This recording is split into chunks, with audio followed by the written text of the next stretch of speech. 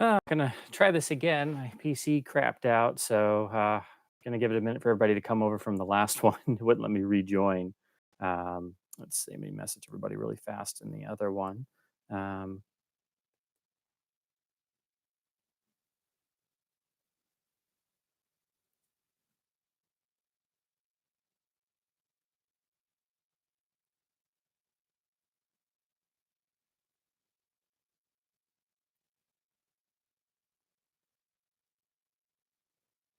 let's see if anybody comes in. See, we got one person so far. At least I see one indicator. I don't know why it did that, but I just got one of those freaky random blue screens, and then I couldn't rejoin back into the regular stream. So gonna try and start from scratch, pretend like the other didn't happen. But let me know when anybody gets in here that we're up and going again. Hopefully. Oh, hey Christopher, how's it going, man? Yeah, I had my regular one started and going for a couple minutes, and then it just crapped out. Yeah, this is the second time this has happened. I get a blue screen, and I figured out the first time it was because I was using my new webcam, and it causes a blue screen if you use it in a USB 3.0 port. So I've been doing 2.0, and it's been fine. And then just all of a sudden, it was like, nope, nope. We're talking about Disney Star Wars. I'm not doing this.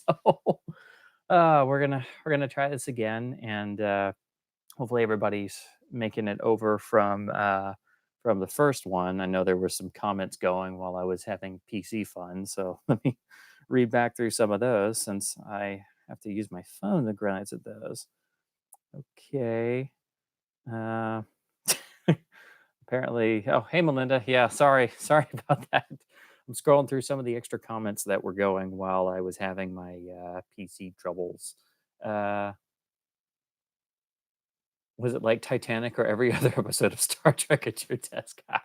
No, it was like emergency stations, and then, if you get everything back up and you go back to YouTube, you can log into your account, but it only lets you view, like, the stats for the 5 minutes you were on, and for some reason, or at least I don't know exactly how as of yet to rejoin your stream you're already doing, so I was sitting there and I'm like, I'm looking at you guys commenting, but I can't rejoin. So I'm like, and I logged out like 5 times. So I'm like, I'll just start a new one. We'll start from scratch and just pretend like the other didn't happen. So um because I just had to look at it. Well, we were talking about Errol, or at least trying to. So he probably would have found it funny that I was having trouble just keeping the stream going. So let's see, what did I miss from the troubles?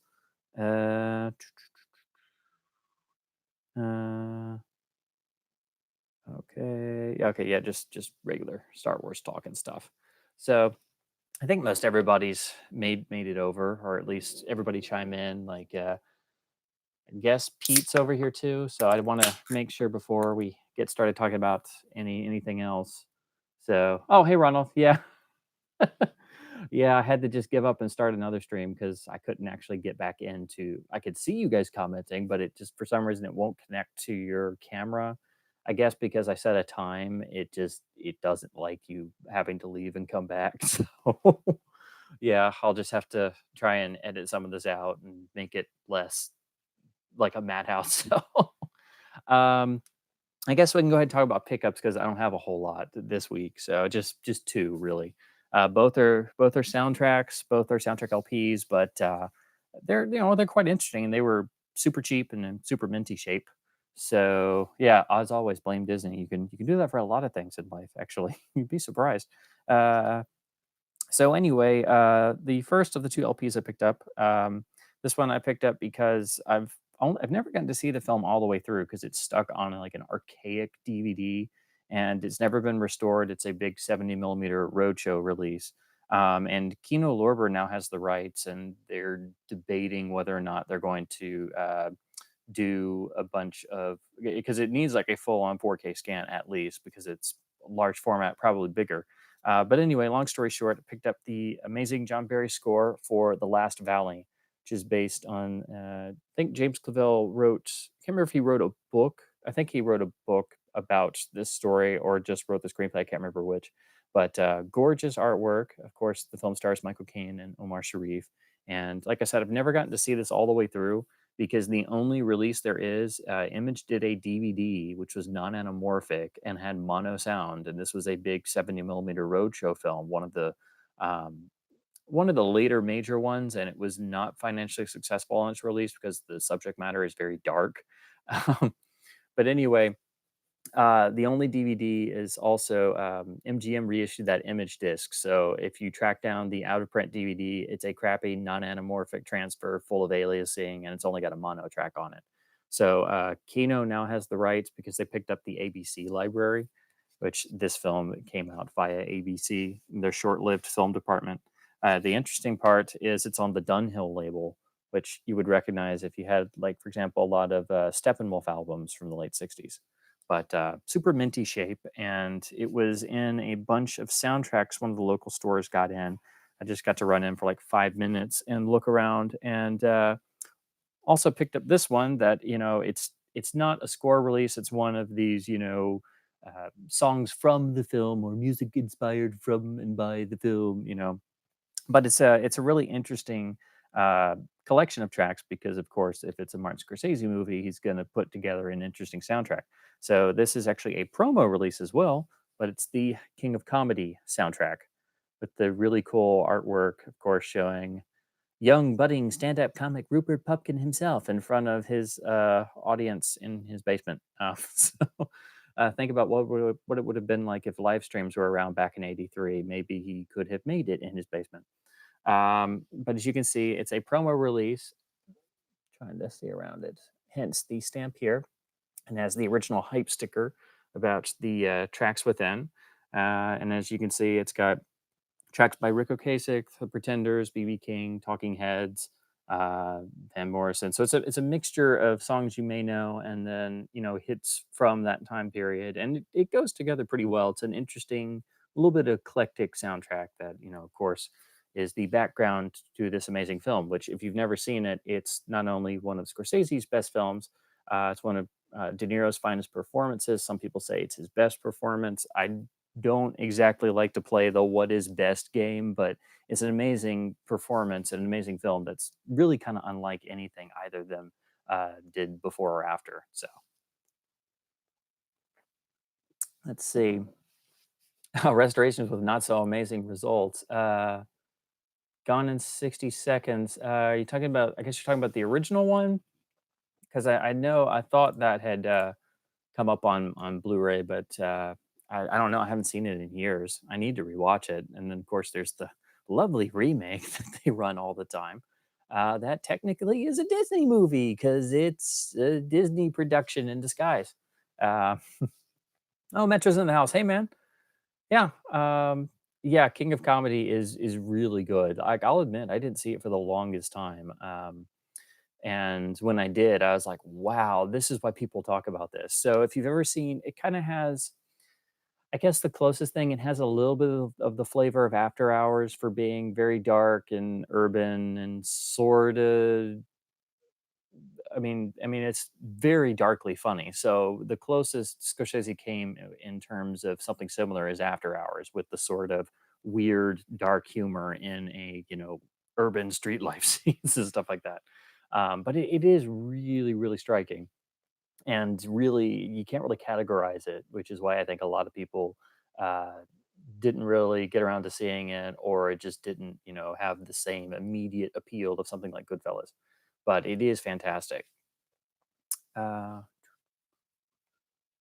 oh, Ronald got the metal box Blu-ray of Band of Brothers. Yeah, those metal tins are pretty cool, and they made a lot of them. I figured they would have gone to the cheaper print run without metal box like a lot of DVDs did, but seems like they sold a lot of those. I know my sister is a huge Band of Brothers fan, and she wanted to get the series, and she was bummed she got. I think she got the tin for Band of Brothers, but on the Pacific they had already stopped making the tins, and she was bummed she didn't get a tin. So uh, I don't know. She's not really a hardcore collector or anything, but I don't know if I found a tin version of the Pacific for her, I might just get it for her just so she had both tins. But Yeah, the tin packaging never really took off, but it's pretty cool. They did Warner did a couple. They did the one for King Kong and Forbidden Planet and a couple others, and then of course the Superman tin.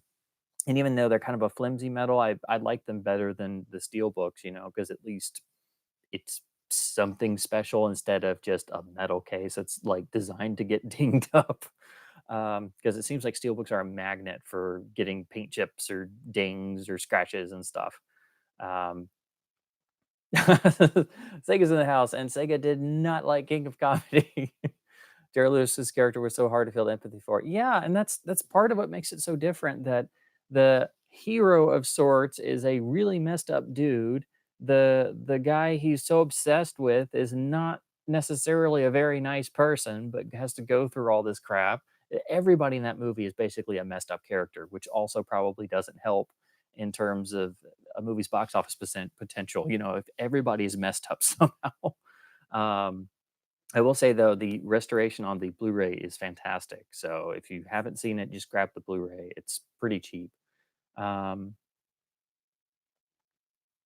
oh, Pete found a version of the original Gone in 60 Seconds with a hi-fi VHS track synced up to it. Interesting. Okay, I guess they remixed the audio or something, and you gotta go the VHS route to source it.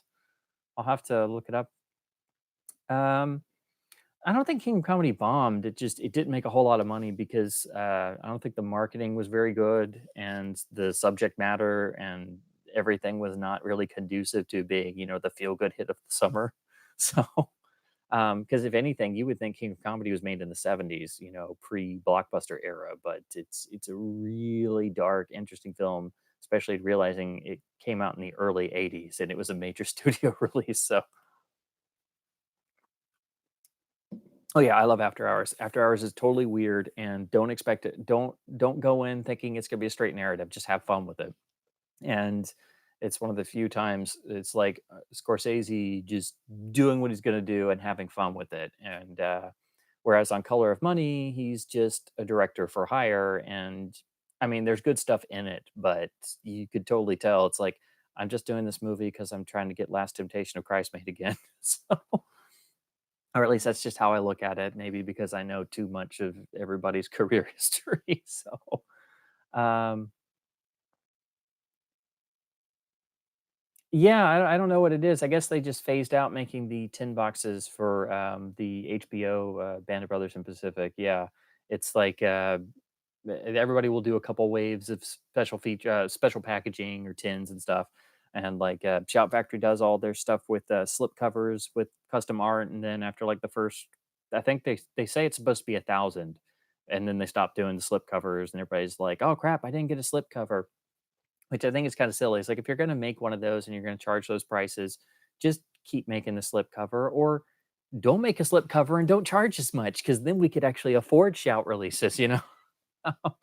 uh, and then let's see, what's the other one? Arrow will remove booklets after a while as a way of cutting costs, which really kind of sucks because I've gotten a couple Arrow titles and they're really great. And then you see, oh, liner notes, an essay by three or four different people, and you're like, oh, cool. And you open it and you're like, oh, I guess I didn't buy this soon enough. There's no booklets. Crap.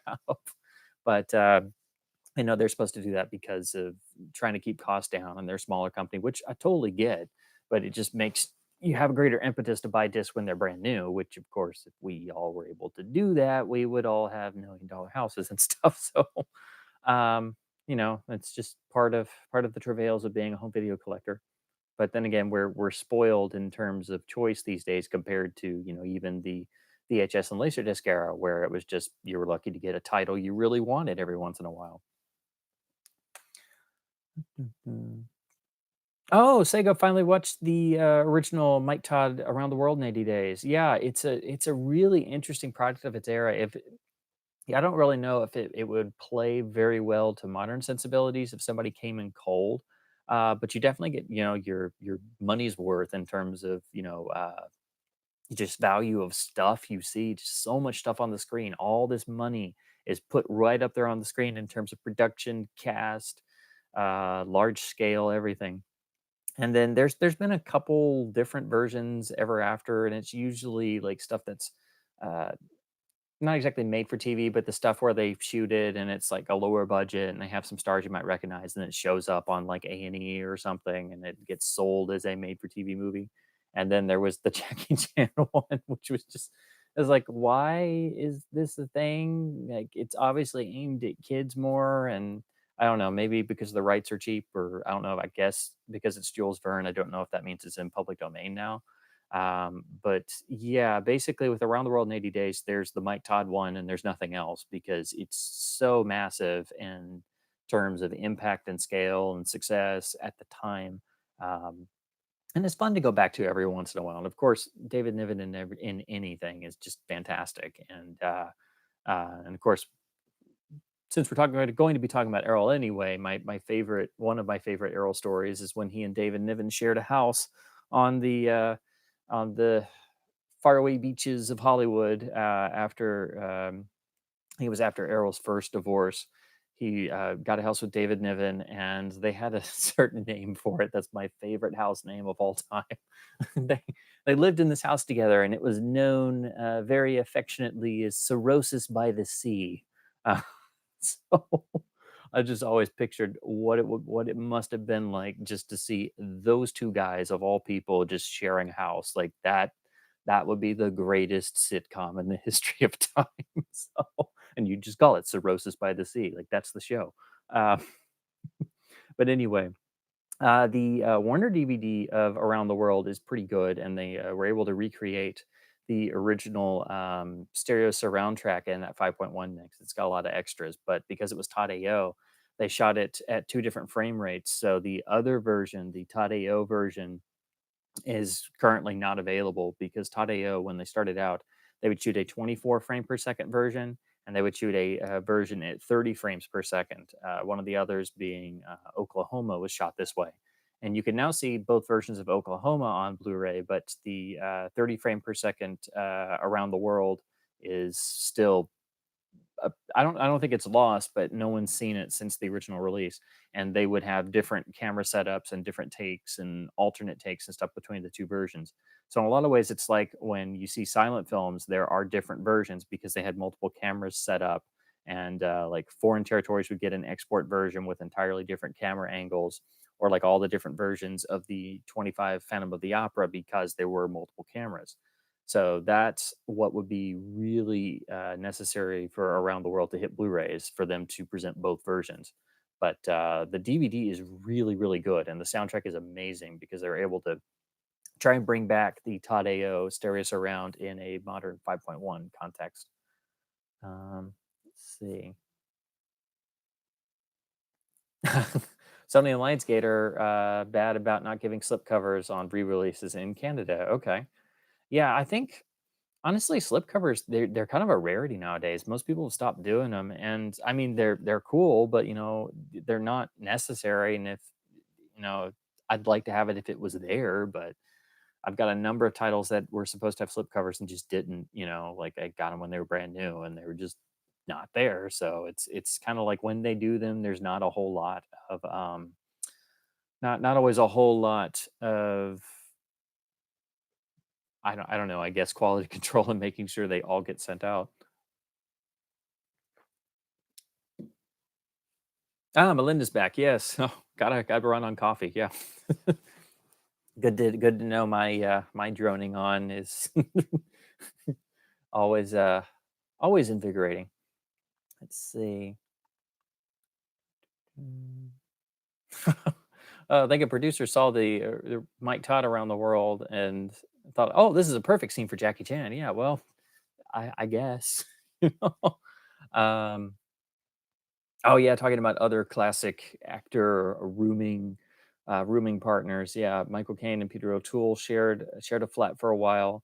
My favorite, I don't know why. I have a number of come to think of it, a number of favorite actor rooming stories. My favorite Michael Caine rooming with somebody story was he couldn't sleep at night when he was sharing a flat with John Barry because John Barry would be downstairs working all night and hammering away at the Goldfinger score. And Michael Caine finally was so fed up. And Barry's like, "No, listen to this, listen to this." And he's at his piano and just plays him Goldfinger for the first time. And then Michael's like, Okay, yeah, that's great. Okay, it was worth losing sleep. And then, yeah, Henry Fonda and Jimmy Stewart were roommates for many years on their while tramping the boards of Broadway. And if you read the really great book Hank and Jim about their lifelong friendship, really documents that well about how they would basically go around and live hand to mouth just to be actors on the stage, whatever roles they could get. And it's just amazing thinking of those two beyond icons just being two struggling actors, starving to death in these crappy New York apartments back then. Is just like, wow. Now I don't always feel so bad about not having the best of accommodations. Um, Yeah, I remember the Gone in 60 Seconds remake. I saw it when it came out, and yeah, I guess it was okay, but I haven't really. I've seen like pieces of it when it shows up on TV, but I haven't seen it since it came out. So, and I haven't seen the original in a long time, but because those are, the original is such an iconic car film, I should rewatch them. Um, Let's see. Oh yeah, Ronald, Prince and the Pauper is one we'll talk about. It's an underrated film, and it's actually pretty darn interesting because everybody knows the basic gist of the story, but as Warner Brothers was wanting to do, they could still make a heck of an entertaining movie, even if it's a basic story, or if they were just remaking one of their own pictures for like the innumerable time. Um, let's see. No, Melinda. I know Brosnan was in a version of Around the World in 80 Days, but I don't know off the top of my head which version it is. There's so many, and it seems like it's a lot of Jules Verne too, because there's multiple versions of 20,000 Leagues. I think Michael Caine's in one, but it seems like a lot of these were made in like Europe or Canada, and then they would show up here on like A&E or Bravo or something as like a mini series or a made-for-TV two-night thing or something. But yeah, a lot of those are now on DVD, so I think I'll give this a try because I mean I'll sit through anything with them in it. So. Um, uh, the remake of Gone in 60 Seconds was wrong. They just had to give the guy a good reason for stealing cars other than money. Yeah. Yeah, any sense of grittiness of an original will be totally invalidated by especially by like a mid 2000s remake, and especially if it's somehow under the auspices of Disney. So, um, oh, Manic Preacher's here. Yeah, I think Fonda convinced Stewart to take his first role. Yeah, I think Fonda had been an actor a while longer than Stewart, and he expressed such incredulity because he was like, "I've worked so hard to could be natural for all these years, and then this guy shows up and he walks out there and he doesn't even act like he's all that serious about it, and then he just blows me away every time." And I'm like, "How the heck does this guy do it?" But yeah, I think there was some of that in there. I don't know if it's like specifically like he got him his first role, but I think he kind of was one of those that kind of helped prod Jimmy a little bit, you know. Let's see. Oh, Achex in the house. Hey man. Uh Playing some. Oh, okay, playing some Call of Duty Zombies. Wow. 36 rounds. That is substantial. Uh, okay, talking about some of the later maps not being good as original ones. Yeah, I still have fun every once in a while, but I've never gotten into any of the extra ones. I've never bought like a lot of the DLC packs and stuff. Oh gosh, Sega's talking about. Yeah, I'd forgotten that story of Michael Caine anecdote where it was Peter O'Toole had so many lady friends, shall we say? Is like, and I guess they had like some one of the old school stackable automatic turntables, and so the records would drop when one would finish. And so the anecdote goes, there were so many women about Peter O'Toole would try to have have a time with one lady at a time before each record dropped on an automatic turntable. Which, yeah, that's gotta be a bit tiring, shall we say? Of course, talking about Errol, the first thing that comes to people's mind is legendary. Ah, People would have different names for it, but that almost sounds. I don't know if it sounds Errol like an Errol like fable, but uh, Peter O'Toole did have some things that remind you of Errol Flynn. And then if you look at my favorite year, it's basically said that that character of an aging alcoholic actor was essentially based on Errol Flynn. And it was actually Mel Brooks who came up with the idea because he said he worked on I think it was Your Show of Shows, and he was the guy who had to keep Errol Flynn uh, on time and keep him from drinking too much and try to get him to remember his lines and stuff. So all of that basically became my favorite year, and that's Peter O'Toole. So it's really interesting to see two similar people. Basically, O'Toole basically winds up playing a version of Errol. Um, ooh, favorite Errol picture. Yeah, I haven't said it. Um, that's hard. That's really hard. Because there were so many he did at Warner Brothers, and once you got in at Warner Brothers and you became, their biggest box office draw, they were going to put you in a ton of stuff.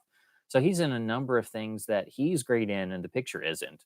And then he's in so many indescribable classics that it's just hard to even choose one. But I guess if push came to shove, it's probably Captain Blood, because that was the first one I saw after Adventures of Robin Hood, and I was like, oh my god, there's more. There's really more. Um, and I think Captain Blood's a masterpiece, and it's brilliantly cast, brilliantly shot, brilliantly edited. It's probably the best pirate movie ever made. And the Seahawk is no slouch. The Seahawk has better production values because it was made 5 years down the road, and they both have great scores, and you can't go wrong with either one. So for me, it's probably Captain Blood is my personal favorite, but I love the Seahawk. I love uh, Adventures of Robin Hood, obviously. There's so many, but yeah, that's probably the one for me because it was the first Errol movie I saw outside of Robin Hood. Um, oh, Melinda is tiptoeing over into 4K land because of Wizard of Oz. Yeah. Um, People have been like going over the press release and stuff because it looks like it's just going to be a 4K disc and then the old Blu-ray just repackaged, and so it's not going to have all the old extras and everything, and it's got this modernized cover art that, I mean, it's okay, but it looks really good. um at least it's being done, and I think everybody should support it for that. Hopefully, it does have the original mono track, which it may not because it's Warner Brothers, and it'll probably be the if they have it, it'll probably be the old lossy one from the older releases.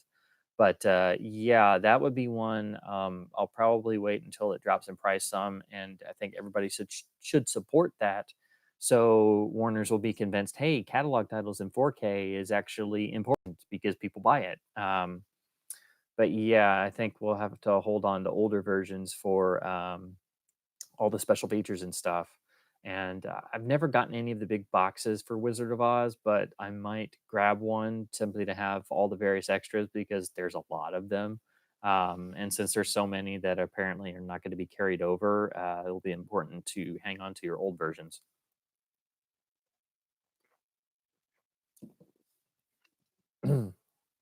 Let's see. Doo, doo, doo. Most people living in Britain, we've seen at least 50 films with Michael Caine in it without even knowing. Yeah. It seems like it's a not a rite of passage, but it's just something that's naturally going to happen.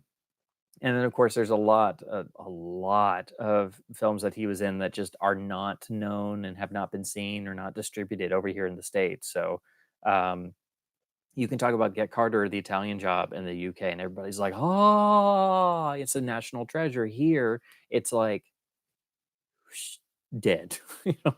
And unfortunately, if you get somebody, they may know the remakes. So That's about it. And if you get more obscure than that, oh boy, you're just not gonna get anything. Like I can't bring up the Ipcris file whatsoever. And I know I've talked about it before. It's a particular obsession of mine. I cannot bring that up at all. No one's seen it here in the States. Um, you can't talk about Zulu. You can't talk about you can't even talk about the good roles he's had, like Educating Rita or anything. You might be able to talk about Jaws 4, or you might be able to talk about like some of the goofy stuff. But yeah, he's been in so many great things and so many good films that he's great in. Like I've even watched him in basically cameo roles, and he's fantastic. And the rest of the picture is just like, but it was worth it for that cameo, you know.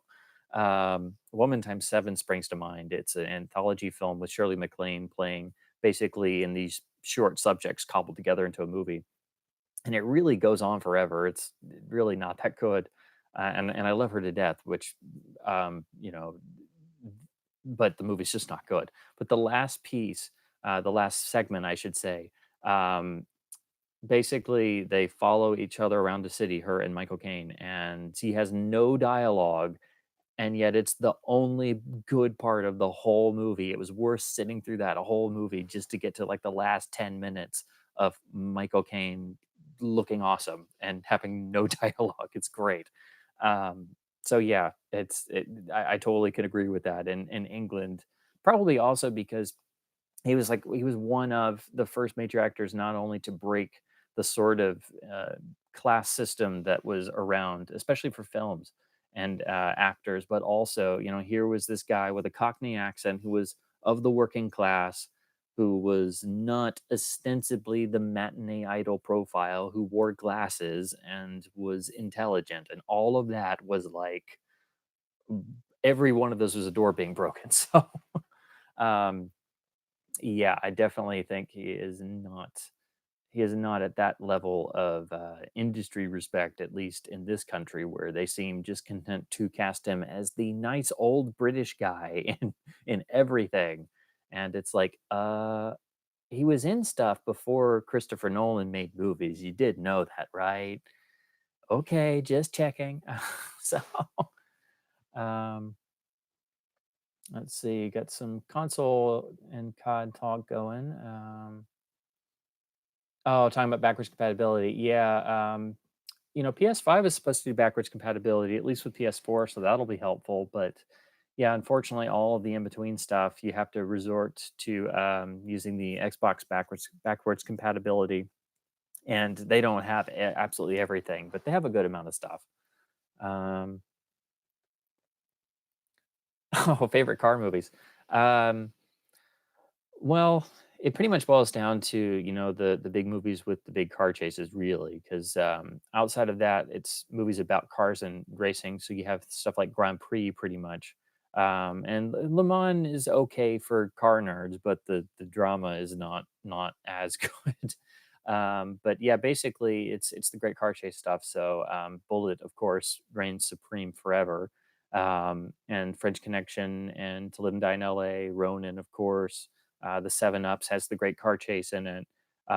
So yeah, it's the stuff like that, and then you've got Vanishing Point and the original Gone in 60 Seconds and stuff where it's not just about the chases, but it's also got, you know, a sort of sense of car culture and the appreciation of fine driving and automobiles and stuff like that. But yeah, usually it's stuff where there's a car chase where that's like extraordinarily significant to the story. But it definitely doesn't exist anymore. Like it's just I can't even name a good car chase that doesn't just devolve into CG or something from the past 20 years or so. Um, yeah, hang on to the big Laserdisc box of Wizard of Oz. Yeah, I think that's where most of the extras really got generated from, and they've just been ported on most of the DVDs. Criterion had a few extras on their Laserdisc, and then MGM did the big Laserdisc box, and then they've added some on the DVDs and the Blu-rays. But yeah, you have to hang on to your old stuff because Warner Brothers does not carry stuff over very well.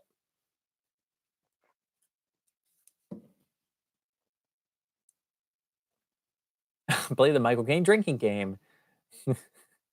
Every take a drink every time. Get Mike ad libs. What the bloody hell you playing at? Oh. Yeah, that or even if it's just implied, even if it's not saying, but he gives that sort of look, yeah, you'll be drunk in 5 minutes. Um, Saints Row or GTA? Saints Row started out fun. I've never played the first one, but I played 2 and 3, and, I still haven't played 4 yet, but, I appreciated the fact that they seemed like they were just sending up a lot of, what became inherent in sandbox games, but GTA is just like an industry game changer every time. It's a total established franchise. So I don't really think it's fair to compare the 2. Um, but yeah, I still haven't played Saints Row 4 yet. Yeah, San Andreas is still great, yeah. All you have to do is follow the damn tree, CJ. Um, yeah, Kane did break the class system, but yeah, there were precursors. Yeah, Stanley Baker and yeah, Richard Burton, Albert Finney. They all kind of came in around the same time period anyway. So and they all had slightly different flavors in terms of their acting style. So you were able to kind of latch on to which you preferred. But really starting in the late 50s, early 60s with the kitchen sink dramas and stuff like Loneliness of the Long Distance Runner, Saturday Night, Sunday Morning. That stuff where these guys just like exploded onto the scene and kind of blew the door, literally blew the bloody doors off. Um, oh gosh, Death Proof, man. I have not thought about that and since I saw Grindhouse, which was just like unbearably long.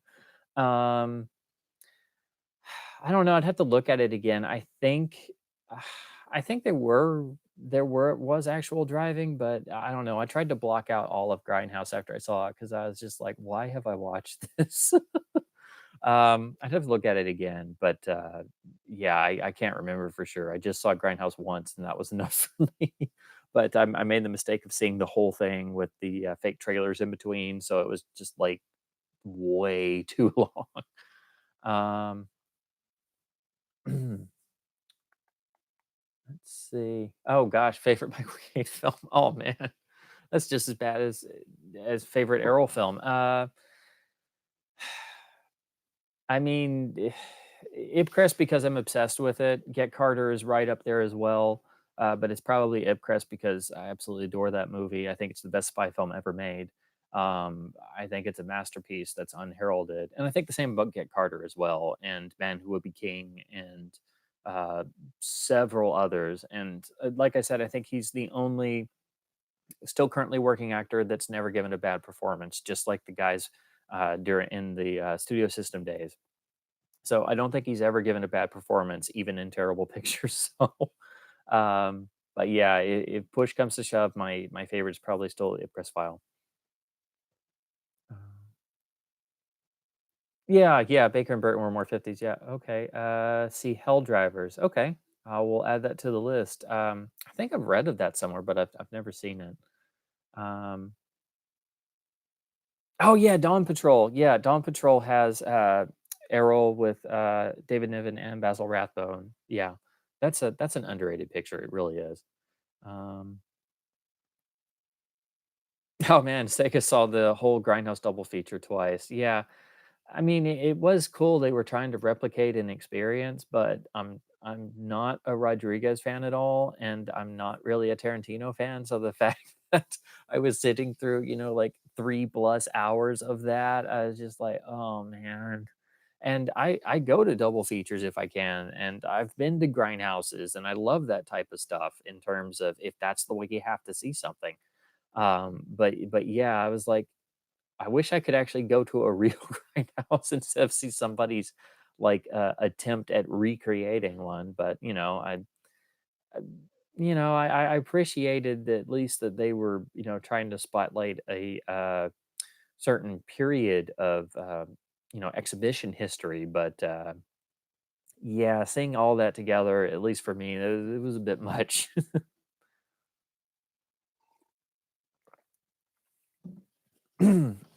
Yeah, Icarus is amazing, and the sequels are really interesting. A Funeral in Berlin is a really solid movie, and Guy Helmuth directed it.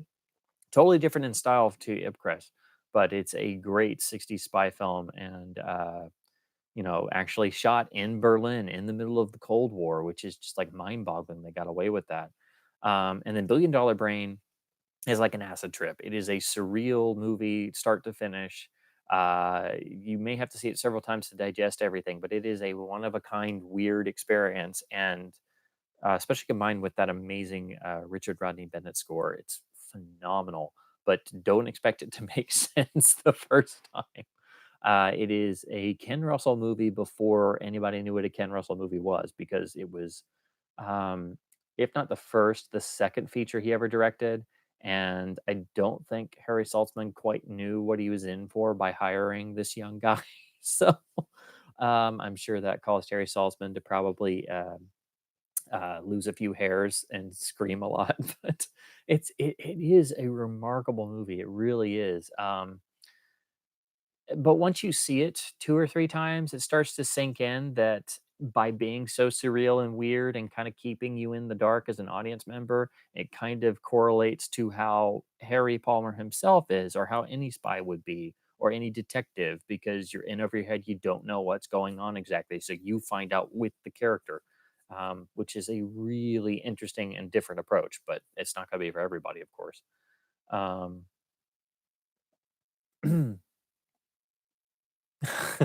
Ipcress, Muppets Christmas Carol. Oh yeah, that's even that. It's a kid's version of A Christmas Carol with the Muppets, and they've got Michael Caine in there, and he's phenomenal. And Zulu, of course. Oh, prefers villain over Get Carter. That's interesting. Yeah, there's some interesting stuff. I've seen some of his like early 2000s work. Like Shiner's not a very good film, but there's some really great moments in that. There's one scene in particular that's really dark. The Statement is an interesting movie, and he is phenomenal in it, playing a escaped Nazi war criminal, and just the way that that performance manipulates the audience's emotions is just like wow. I don't know of anybody else who would take a risky part like that, and that's an interesting picture. Yeah, the '90s sequels. Um, let's see, Bullet to Beijing and Midnight in St. Petersburg. They were made for television, I think, for Showtime. They were produced by Harry Allen Towers, who's notorious for cranking out cheap movies. And I mean, they're not the worst things in the world. They're hard to see, actually, but I mean, they tried to look like a movie, but they're really not. And he's running around with Sean Connery's son Jason, so that's weird. And Michael Gambon's in there, and yeah, I mean, uh, they're there, I guess. It's for completists only, I suppose. But I didn't hate them, but it took me years to see them. So I was like, one day if I find these, I can finally see them. So when I finally saw them, I'm like, man, this is pretty bad, but at least I'm finally watching this. So I can't hate it that much. And there is at least one good line in Bullet to Beijing. So see them at your own peril, I guess. Um, so got some more fun combos going on. Okay, I guess we'll get into the feature discussion since I only had those two pickups. Again, not a whole lot, but you never know what will turn up. So, going to start with the Arrow Laserdisc titles that I've picked up over the years, and of course, because the vast majority of his career was at Warner Brothers, most of these are going to be Warner releases.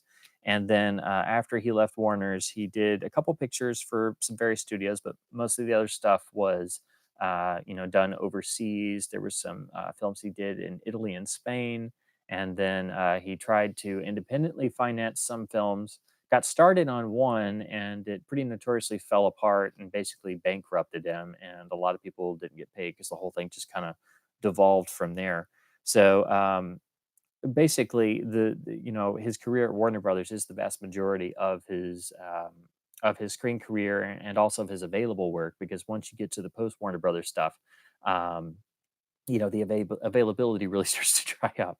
So the I don't have all the Arrow Laserdiscs, but I have most of them, and a lot of them came out earlier on in analog only editions. So you'll want to track down these that came out, and I think these are all like the early '90s, like about '92, yeah, '92, '92, '93 or so. So going chronologically.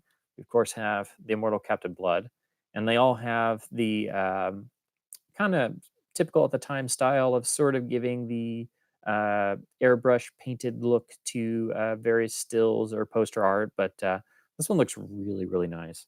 And because all of these are a little longer than typical studio fare, they get 2 discs in these nice gatefolds. And because the Warner Library was at MGM, of course, all of these are MGM Laserdiscs. And the transfers on all these are really, really good. So, on some, it's the rough equivalent of what was on the DVD. Some of the Warner Brothers DVDs did get a bit of cleanup here and there, but and the PCM mono on these sounds really nice. And yeah, this one does have the trailer, and like I said, I could talk about Captain Blood forever. It's directed by Michael Curtiz beautifully. I think it's the best pirate film ever made. And it's, the list of great pirate films is actually very short because outside of Burt Lancaster and the Crimson Pirate, and of course Doug Fairbanks in the Black Pirate, Captain Blood is it. And then there's the Seahawk. So moving on to 1936, The Immortal, also directed by Michael Curtiz, Charge of the Light Brigade. Um, this is basically the definition of old school gallantry and romance, and the titular charge is really something to behold. Really awesome gatefold here too.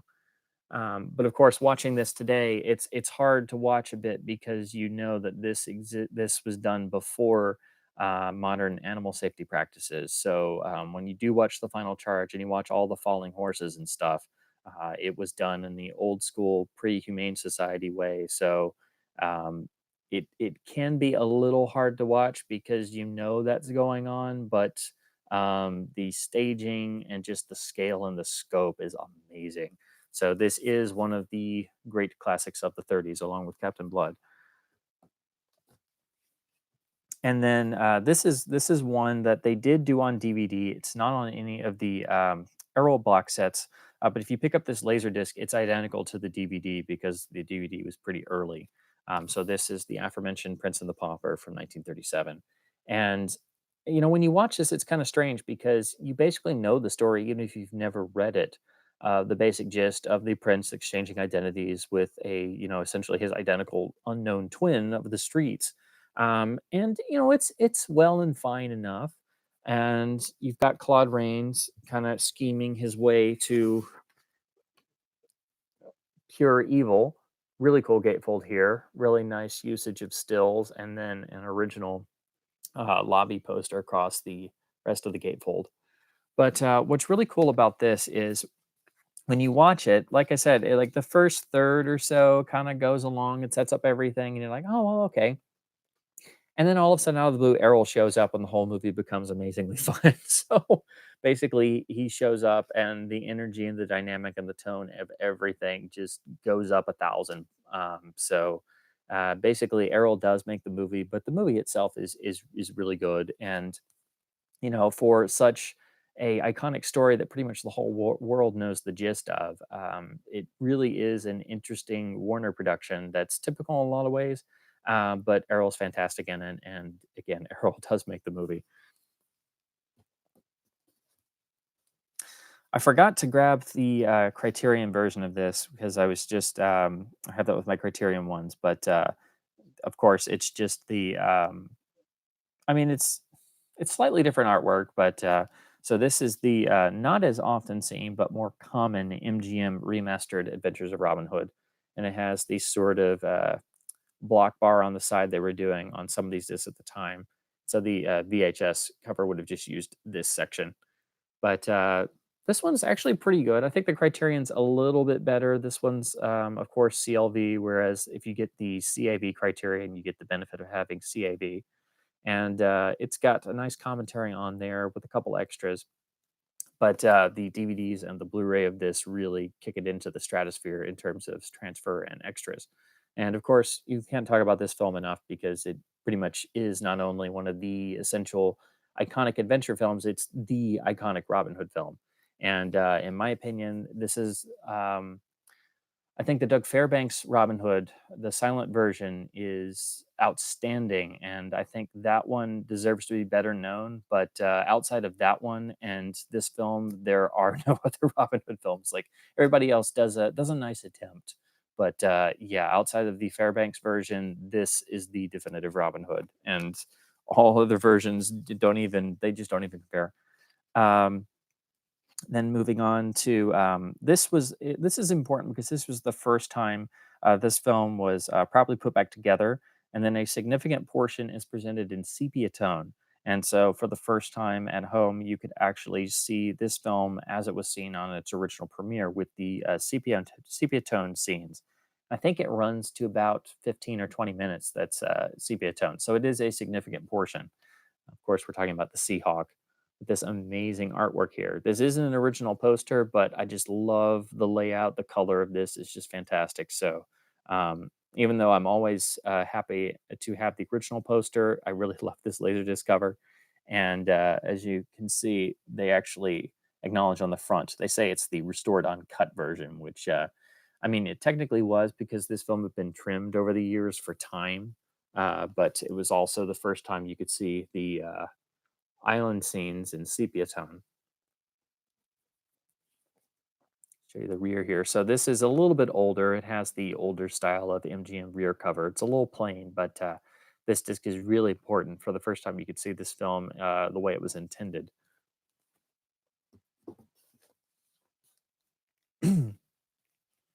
And then next up, this one I think is definitely one of the most underrated pictures that he made. I think it's a masterpiece, even though it really doesn't do history justice. I mean, there is some stuff in here that is relatively historically accurate, but Warner Brothers was pretty much known for basically making a great drama out of something. History be darned. Um, and this is probably the most blatant example because this film is great, truly. This is, of course, They Died with Their Boots On, which is the last pairing of Flynn with Olivia de Havilland, directed by Raoul Walsh. This film is incredible if you've never seen it. Stunning photography, and the final scene they have together when he bids her farewell to, of course, go to the Little Bighorn, where he obviously will meet his demise as Custer. It's just an unbelievably emotional scene because they didn't know at the time this would be their last film together, but there's such a poignancy about it that you never quite forget. Really cool gatefold here with the always nice when they would use the whole gatefold jacket to really give you a sense of scale. And this one also includes the trailer as well. But yeah, this film is extraordinarily underrated. This is a great film, but don't go in if you're a real stickler for historical accuracy. And then the last one I have on Laserdisc, this was, of course, much later on, very much close to the end of his career at Warner Brothers as a contract actor. And this one is the film where they really sort of played with his not only his screen persona but his public persona. And of course, he was older at the time and already starting to have well, I hate to say failing health, but his health was already starting to get away from him. And you will notice over the years that he developed, his great physical features started to deteriorate over time. But this film still has some of the old charm and old magic. And like I said, it doesn't break the fourth wall, but it has a certain element of winking at the audience that really makes it interesting and fun and memorable. And of course, his Adventures of Don Juan from 1948. This is a really interesting film. Like I said, it's a throwback to Adventures of Robin Hood and the images people had preconceived of Errol, but everybody on the set and the director and the writers and Errol himself basically enjoyed playing with this whole image. And by the fact they were casting him as the greatest lover of them all, it's just basically excuse for everybody to have a lot of fun. And it's also interesting because Errol was following in the footsteps of an idol of his, John Barrymore, who played Don Juan in the Silent Days. And Barrymore was a great friend, a great inspiration to Errol in a lot of different ways. And it's also interesting in a way to note how, Barrymore was very much well known for essentially, becoming a laughing stock in Hollywood and essentially drinking himself into an early grave, which you could also definitely see the parallels in what Errol did in his self-destructive tendencies and stuff. So it's interesting that not only is this a way for Errol and everybody involved to poke fun at his established images, but it's also a tribute of sorts, being able to follow in the footsteps of his great friend John Barrymore. So that's the Laserdisc titles that I have of Errol films. Like I said, I forgot to pull my Criterion Robin Hood, but it's just I think it's I don't know if it's the same transfer because it's a little better refined, maybe just because it's on CAV, but it looks pretty similar to what's on the MGM disc. But if you were just to get one, go for the Criterion because you get the extras and the CAV and stuff. And then talking about DVD, these are all Warner Brothers box sets. They started in the Signature line, and Warner Brothers would do these, and they usually just did one. But because Errol had so many, they wound up doing four boxes over time. So this is the box one, which I think came out in about 2005. Yeah, 2005. So this is the Signature Collection Volume One, and slip these out. So of course we have Captain Blood, and these all do have original poster artwork, which is really nice.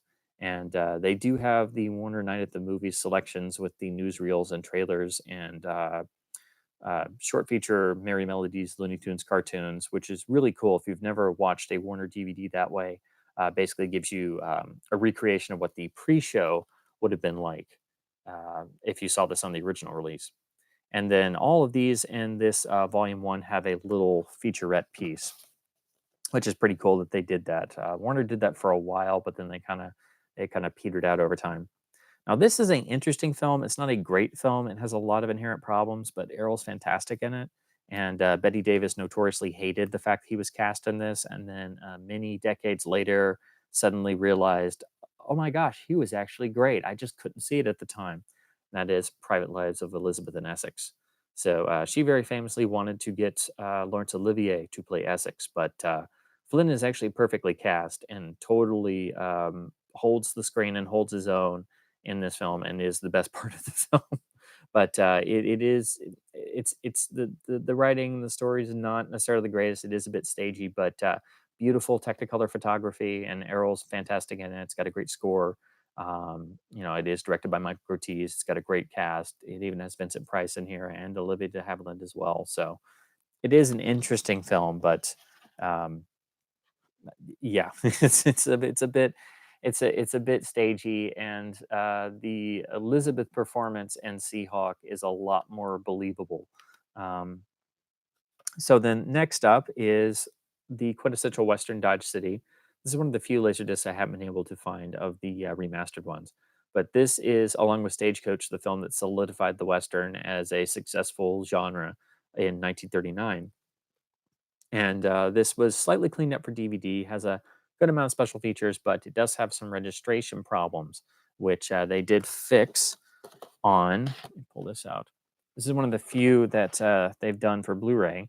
So here is the Blu-ray version. You can also get this in the box of 1939 titles they did, and they fixed the Technicolor registration on this. So this is the version to own. It does have lossless mono and has the DVD features carried over, but really, really well done.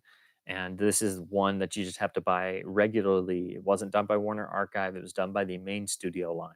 And then they put it out in that box of 1939 titles, which also included Gone with the Wind repackaged. Then they did Ninotchka, Dodge City, and let's see, Hunchback, Gone with the Wind, Dodge City, Ninotchka, and what's the fifth one? Dark Victory. So yeah, those five.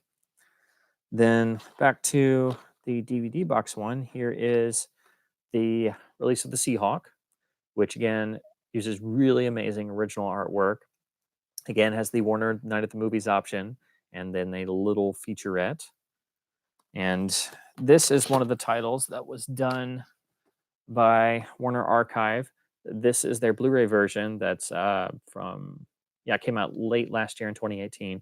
This Blu-ray is outstanding. Both the DVD and the Blu-ray have the sepia tone sequence intact, but Warner Archive did a brand new scan, and this thing is stunning. So this is a must own, just like Dodge City, just like Robin Hood, but this one is fantastic, and they carried over the DVD extras as well.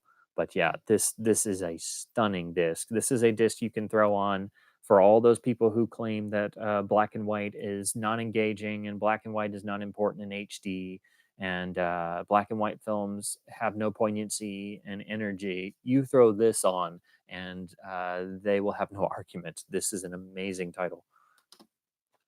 And then closing out the signature box one, the DVD of They Died with Their Boots On. Really gorgeous original artwork. And hopefully this one gets done by Warner Archive for Blu-ray pretty soon, because it would be stunning in HD. And again, a couple featurettes with the Warner Night at the Movies option. And then the big extra is the separate DVD of, I think this documentary was originally made for, yeah, I think it was made for TCM originally. So you still see it show up on there sometimes. It's about an hour and a half long. But anyway, Adventures of Errol Flynn. And for one of these made for TV documentaries, I mean, it's kind of like what they used to do on the Biography Channel, stuff like that. It's actually a pretty good overview, and there's a good relevant information in here. So if you're just getting into Errol's career and his life and times and stuff, it's a pretty decent overview. But again, they don't really get into the nitty gritty details because they don't have they don't have a few hours. But yeah, Warner very nicely included this as a separate DVD in this box set. So yeah, most of the big Earl titles are all in this box one. Interestingly, the only one that's not there is Adventures of Robin Hood, but they did that as a big 2-disc DVD right before this set came out. So usually they held those out. So I've never actually gotten the 2-disc DVD. I rented it when it came out, and I really wanted to buy it. And then very early on in the Blu-ray realm, they announced they were going to put out the Blu-ray version with all the special features and stuff. So I got super excited, and this was actually the first Blu-ray I ever bought. It's dated 2008. I bought this before I had a Blu-ray player. I bought this before I had an HD TV. I was just like, I have to. So I guess it'll be like Wizard of Oz in 4K. You just have to. But the Blu-ray of Adventures of Robin Hood. And this replicates all the stuff from the 2-disc DVD. It's actually got a pretty nice rear cover because they have to list all of the substantial special features on here. But because this is a very early Blu-ray, it's only got a lossy audio track. It has the original mono, but it's actually encoded at like it's Dolby Digital, but it's encoded at like 640 kilobits per second, so it's still better than DVD. So it's still a perfectly watchable. This is probably one of the best early Warner Brothers Blu-rays. Also came out on HD DVD, so this is one that just crossed over, but unfortunately, it's just a standard eco case, but pretty nice disc label too. I think that came from the 2-disc DVD set. I would still like to get the 2-disc DVD set just to have like the extra art and the fold-out digipack and stuff. But if I ever find one cheap, I'll pick that up simply because I love the film that much. And I already have like 3 copies, and 4 wouldn't matter, right? Uh, So later on in the 2000s, they started doing a second wave of signature collections. And these were all they were much more aimed at the classic collector market. And they usually had a higher price tag. And they also did not sell these in stores. This one, yeah, it's from 2007. So this is still, right around the peak years of DVD. So this is the Errol Signature Collection Volume 2, and they all had this similar style of art, a sort of reflective sheen and a sort of basically a black and white case. And then they all very neatly have the signature of the star printed on here. So that is a really, really cool touch. And like I said, the volume twos and the later signature boxes from this time period are a lot harder to find. They did switch to slim cases, so the boxes are a lot easier on your shelf. So but they still have the original artwork. So here in box 2, you of course have Charge of the Light Brigade, gorgeous original artwork, and I'm really glad Warner Brothers stepped up to the plate and started doing this for their DVDs. And hopefully, somebody decides to finally put these out on Blu-ray in the Warner Archive, and they'll keep these. Again, you do get the Warner Night at the Movies option, and there's an extra featurette on here, which is pretty cool that they were still doing their extra featurettes. Then here is, like I mentioned before, a really underrated, great little film, The Dawn Patrol, which unites Errol with his real life friend, David Niven, and his famous sparring partner, Basil Rathbone, who he defeated in both Captain Blood and Adventures of Robin Hood. And pretty infamously, Rathbone was. I don't know if he was a champion fencer, but he was an amazing fencer, and he was always like, "I could have fenced Errol into a cocked hat," but I always had to lose to him.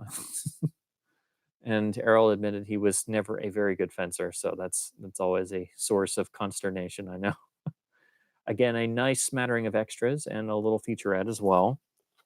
And the sad part is, eventually Warner Brothers just stopped doing featurettes and extras, and they stopped doing the Night at the Movies option and stuff. Um, this is a pretty good picture. It's again very unknown outside of Flynn maniacs these days. But it's also weird to see Fred McMurray in straight dramatic roles pre his Disney years. But this is Dive Bomber, made in 1941, I believe. And so this is a interesting, pretty good World War II picture that also would, help boost morale essentially. And all the Warner Brothers World War II films, whether it was Flynn or Bogart or whoever was left around the studio at the time, they're all really interesting, and they're all pretty good actually. I don't think I've seen one that's like outright bad or just plain, chest thumping and nothing else. And then going to a real Flynn classic, one of the outstanding films that he made that he loved doing, and is a bit of a. It's not a swashbuckler and it's not a war film, but this is where he played. Oh gosh, yeah, Jim Corbett, the famous boxer in Gentleman Jim. This is a fantastic picture. It's one of the great boxing films. It's a really great picture to see. It's Errol being able to act outside of the swashbuckling image, and he was always pushing Jack Warner and everybody to let him do that. He always wanted to do more comedies and straight dramas and things. So this is probably the best that he was able to do of all of those films. Directed by Raoul Walsh, of course, who is one of the great unheralded American directors, and a nice smattering of special features. And then last in this set is with really great original artwork, the aforementioned Adventures of Don Juan. And really great amount of special features here because there's also a commentary by the director Vincent Sherman with Rudy Belmer. It's a really great commentary. And the transfer on this is really, really good. So because this is the one color feature in this set. But yeah, so volume two is really, really good because by this point in time, on most people who got volume twos, this is where you start getting into more and more features that are, shall we say, dicey or patchy. But all of these are all solid Arrow classics and solid good films, and some of them are truly great films. But because he did so many films at Warner Brothers, there's two more. So outside of the signature line, this one came out under the Turner Classic Movies Spotlight Collection, which they did a number of before they switched to doing like the TCM Vault disc that you had the special order for Universal titles. But this is, yeah, these are all World War II films, and some of them are darn near excellent. And honestly, all five of these are I think good. But this is the entitled the Errol Flynn Adventures. But this is essentially the uh, World War II Errol Flynn vehicles, all five of them, but packaged in a pretty nice slipcase. All of the TCM Spotlight sets are like this. They did ones for Doris Day, and they did a really great William Powell and Myrna Loy one. And then they also did, I think, a one of Charlie Chan films.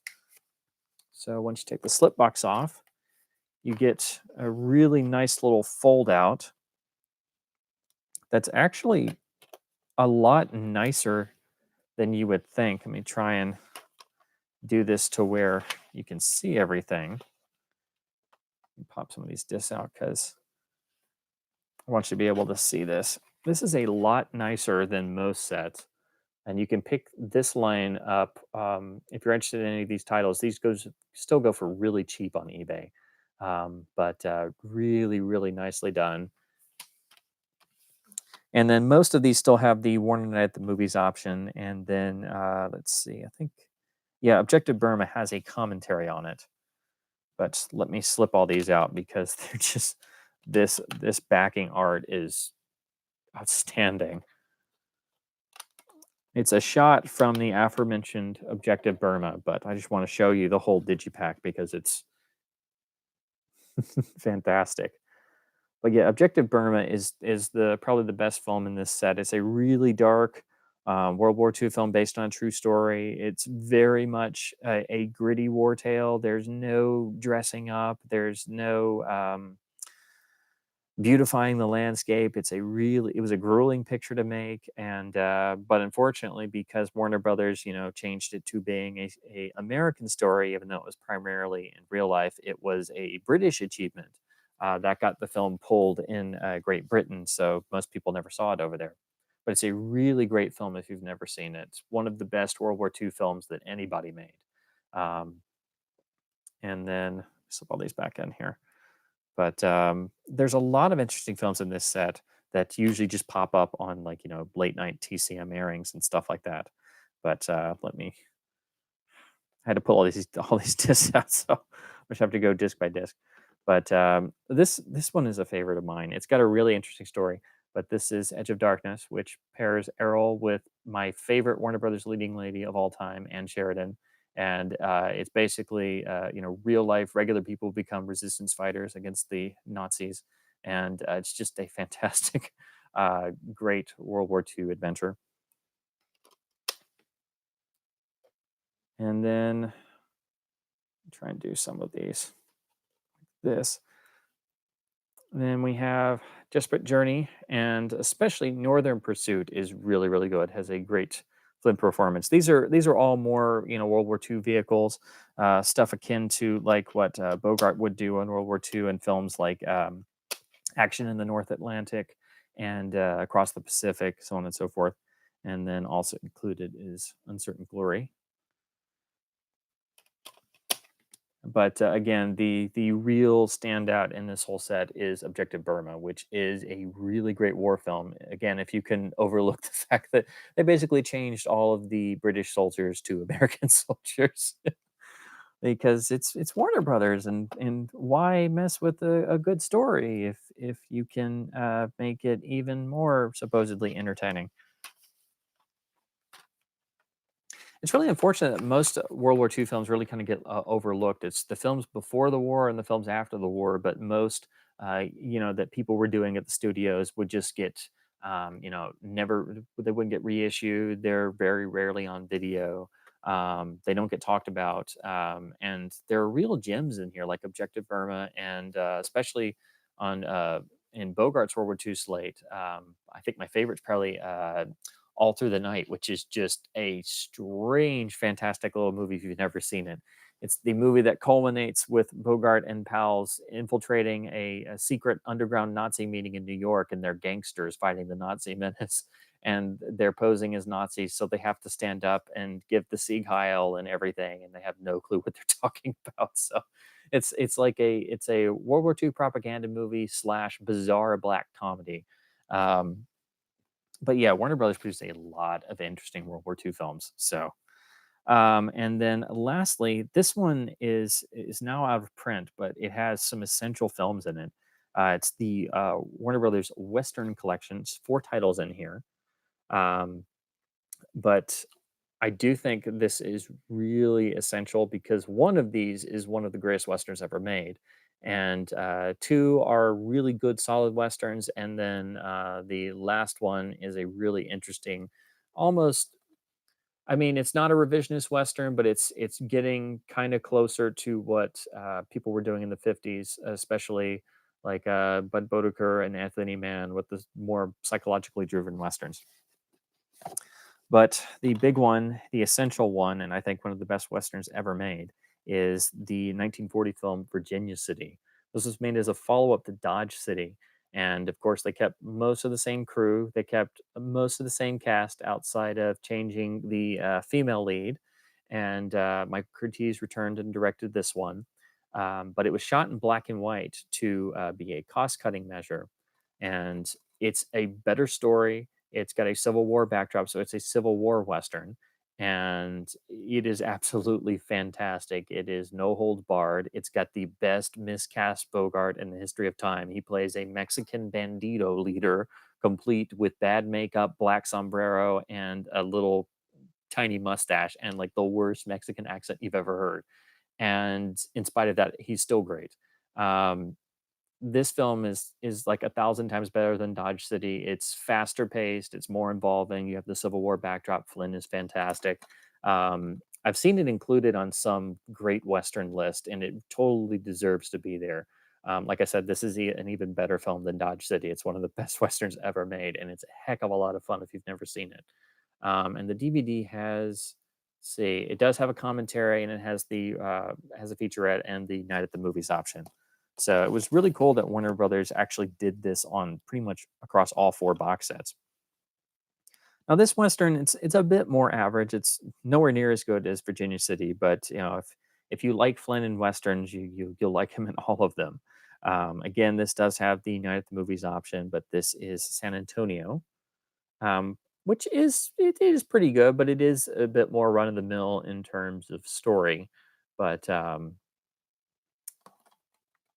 it's, you know, the Flynn westerns were usually a couple cuts above what your typical western fare at this time would be into the '40s. So, I mean, but it's not Virginia City. So, and then the last two are in his later career, where you know he's obviously getting on up there in years, and you know it's odd to say that for somebody who only lived to be 50 years of age. But you know, with Errol, it becomes so obvious because now his physical features became so much different in just a short space of time. But this one's probably the most standard Western in the set, and the first time you see it, you probably won't think a whole lot of it. But then you find yourself thinking about it more. It's actually a really good, solid Western. It's extremely well made, but it's not one that's immediately going to, you know, be right off the top of your head. But I think it's actually quite good. It's Montana from 1950. Again, this was one of the last films he made for Warner Brothers, and they again included the Night at the Movies option.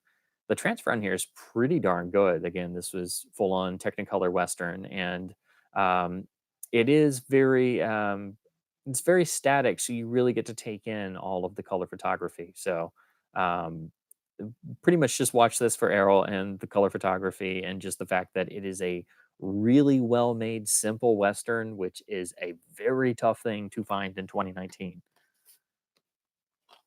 Now, this one I think is totally underrated and is again also made in 1950 and is a much more like the brand of psychological westerns that were coming out in the early to mid 1950s. And again, this has a Civil War backdrop. It's about a group of Confederate soldiers at the very tail end of the war in 1865, and basically giving them this extremely desperate background, and that's Rocky Mountain. This film has some really nice black and white photography. So it's a lower budgeted film, but that allows them to be a bit more gritty, and you know they don't have to have the Technicolor gloss to everything. This was also the film where Flynn met his third wife, Patrice Wymore, who plays the female lead. But it is a really good little Western that very few people talk about. And it's also really interesting that they went back to black and white for this one, which gives it a real grittiness. And that I found very surprising the first time I saw this, because I saw Montana and then this, watched them back to back. And I'm like, wow, this is like two totally different things. Like, I would swear Montana was made in the mid 1940s, and this was made like 1955 at least, but no, they're both 1950. But this one's so much darker, and you get a nice smattering of extras on here. So that will do it for the brief overview of Errol titles that I have. There's a number of others Warner Archive has now done on DVD. Some of the rarer, non-swashbuckling films and some of the lesser films that he's in. I've seen most of them because they'll still show them on Turner Classic Movies, especially late at night and stuff, or they'll have a Errol Day or a Livy de Havilland Day or something. The hardest one to find is the one that's out of print. It's called Santa Fe Trail. It is a Flynn de Havilland vehicle directed by Mike Curtiz. It is a really, really important film in this oeuvre of work, but it's unavailable. It's never been released to DVD, and there's some rights issues. You'll still it plays on TCM, and that's how I first saw it.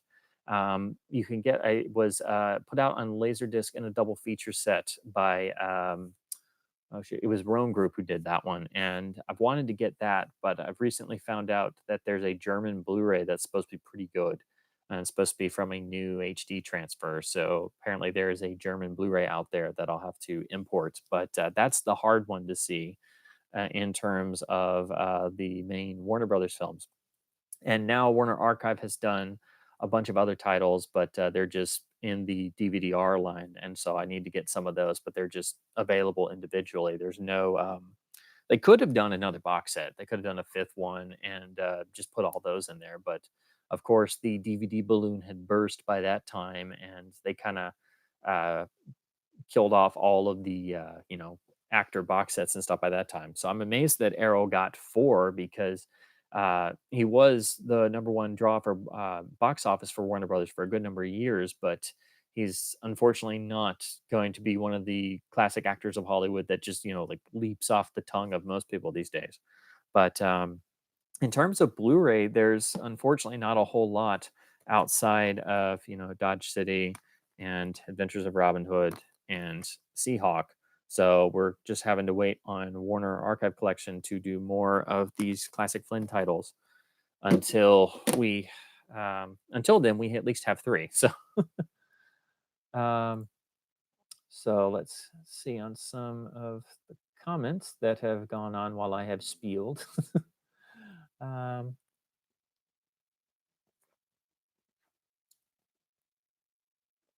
Yeah, the MGM Laserdisc releases are getting harder to pick up. You're right, Melinda. Yeah, I found one or two locally, and I was so happy with them that I tried to pick up some of the others, and I've gotten most of them. I'm still missing.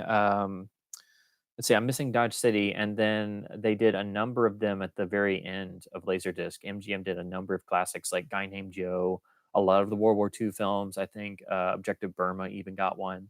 But Dawn Patrol, for example, I didn't know it was on Laserdisc for a long time, and it is a MGM super late release from late 1999. It's one of their last Laserdiscs, so it's like super expensive. But yeah, there's a number of those in that era of release. So the regular ones from the early 90s are hard to find, but then the ones from 98, 99 that they did at the last minute are super hard to find. So a lot of those, the cost is so huge that I'm like, well, I have a nice DVD with some extras, so I can live with that for now. Um,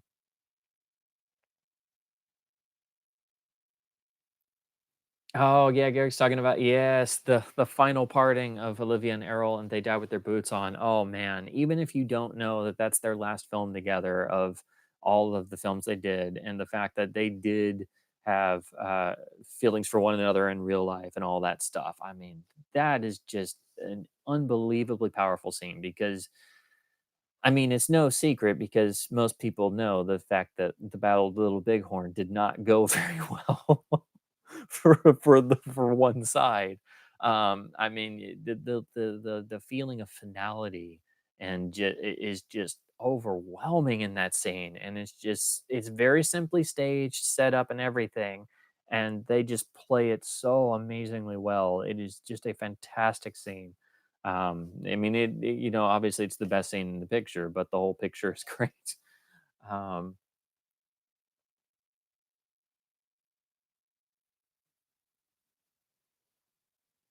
Yeah, yeah, it is very touching. Absolutely. Uh, yeah, yeah. I mean, Nanny Preacher points out, yeah, Connery was good as Robin Hood and Ro- uh, Robin and Marion.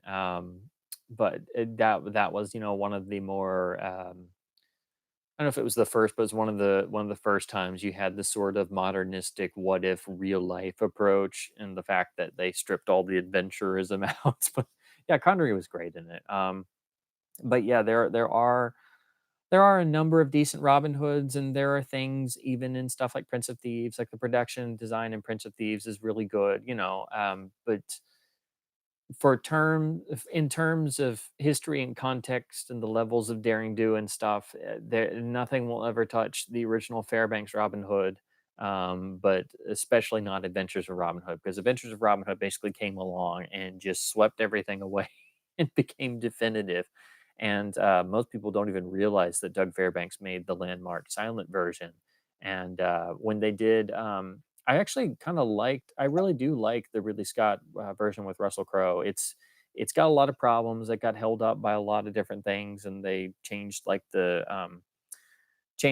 story they were doing in pre-production and stuff. But they actually show Robin of Locksley and the Crusades and all that stuff, and give you more context, which I liked. But then I was like, well, I mean, Fairbanks did that in the silent version, so there are things in the silent version that are not in Adventures of Robin Hood. Primarily, the whole opening section in the Crusades that give you the build up. But Adventures of Robin Hood uh, decides to cut all that and just put you straight into the action, and you find out more as it goes along. So there is an artistic reason to do that, which I do appreciate. But I think the Fairbanks silent version is amazing for a silent film and for a film in general. But I hate how it kind of gets forgotten because Adventures of Robin Hood is so amazing and iconic. But yeah, Adventures of Robin Hood is the Robin Hood movie. There is no comparison. Um, yeah, the Warner Night at the Movies features are so much fun. Like every time you engage them, it's just a heck of a lot of fun. Even if you're rewatching the same DVD again, I at least always watch the cartoon shorts. Uh, I don't always have time to watch all the newsreels and stuff, and the obligatory minute-long explanation of Leonard Maltin walking out and going, "Hi, I'm Leonard Maltin, and this is the way movies used to be shown." It's like, I know, Leonard. Like, I get it. Like, I know what this is. It's okay.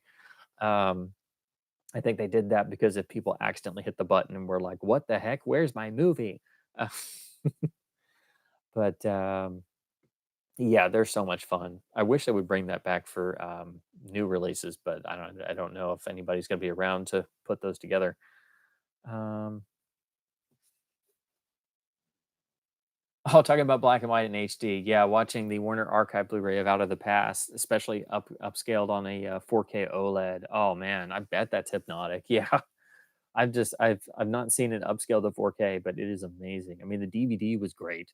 The Laserdisc is really good, actually, the RKO one, and I've been lucky enough to see it theatrically a couple times, and it's always hypnotic. But yeah, seeing that on the beautiful Warner Archive disc, yeah, that's yeah, whoever says that black and white is not engaging is not a film buff. Yeah, no, not at all.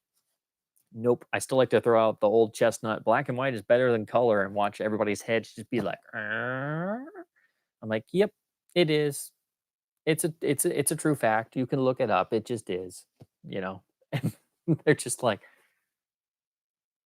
and I'm like, I know I'm a heretic, but I like being a heretic sometimes. um, oh gosh, yeah. Word bond is great in most anything, even though apparently, he was not the nicest of people, particularly during the HUAC days. But yeah, I mean, he's great in Gentleman Jim. He's great in everything. Like that was one of the reasons why John Ford put him in his repertory company. Um, Trying to pick out all the Errol questions really quick. Um, Oh yeah, absolutely. Adventures in Robin Hood is the one that people always talk about, but all of his other films, especially because most of them are at Warner Brothers, he had the ability to work with some of the greatest writers, directors, actors, actresses that had ever been assembled. So even if it's a more minor film, it's him and Betty Davis and directed by Mike Curtiz, and they even have Vincent Price in there and Elizabeth and Essex, and it's got beautiful photography and a fantastic score, and it's just like, wow, this is not the best movie I've ever seen, but man, look at all the talent on display, you know? Um,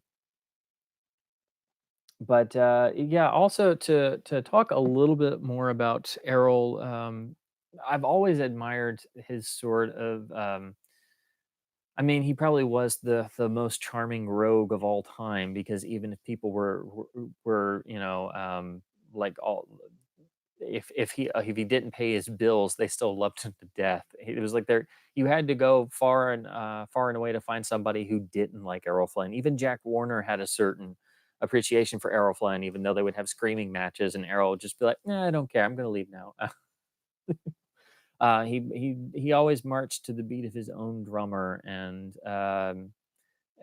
I've always admired his. He was also extraordinarily intellectual. He was basically self-educated. He had had many adventures by the time he even got to Hollywood, which, of course, by that point in time had given him so many various diseases that it's no wonder he was rejected for military service in World War II. Everybody was always astonished when they're like, "Why is Errol Flynn, the screen's greatest swashbuckler, not going to World War II?" And then if you look at like the Army information sheet, it's like this, these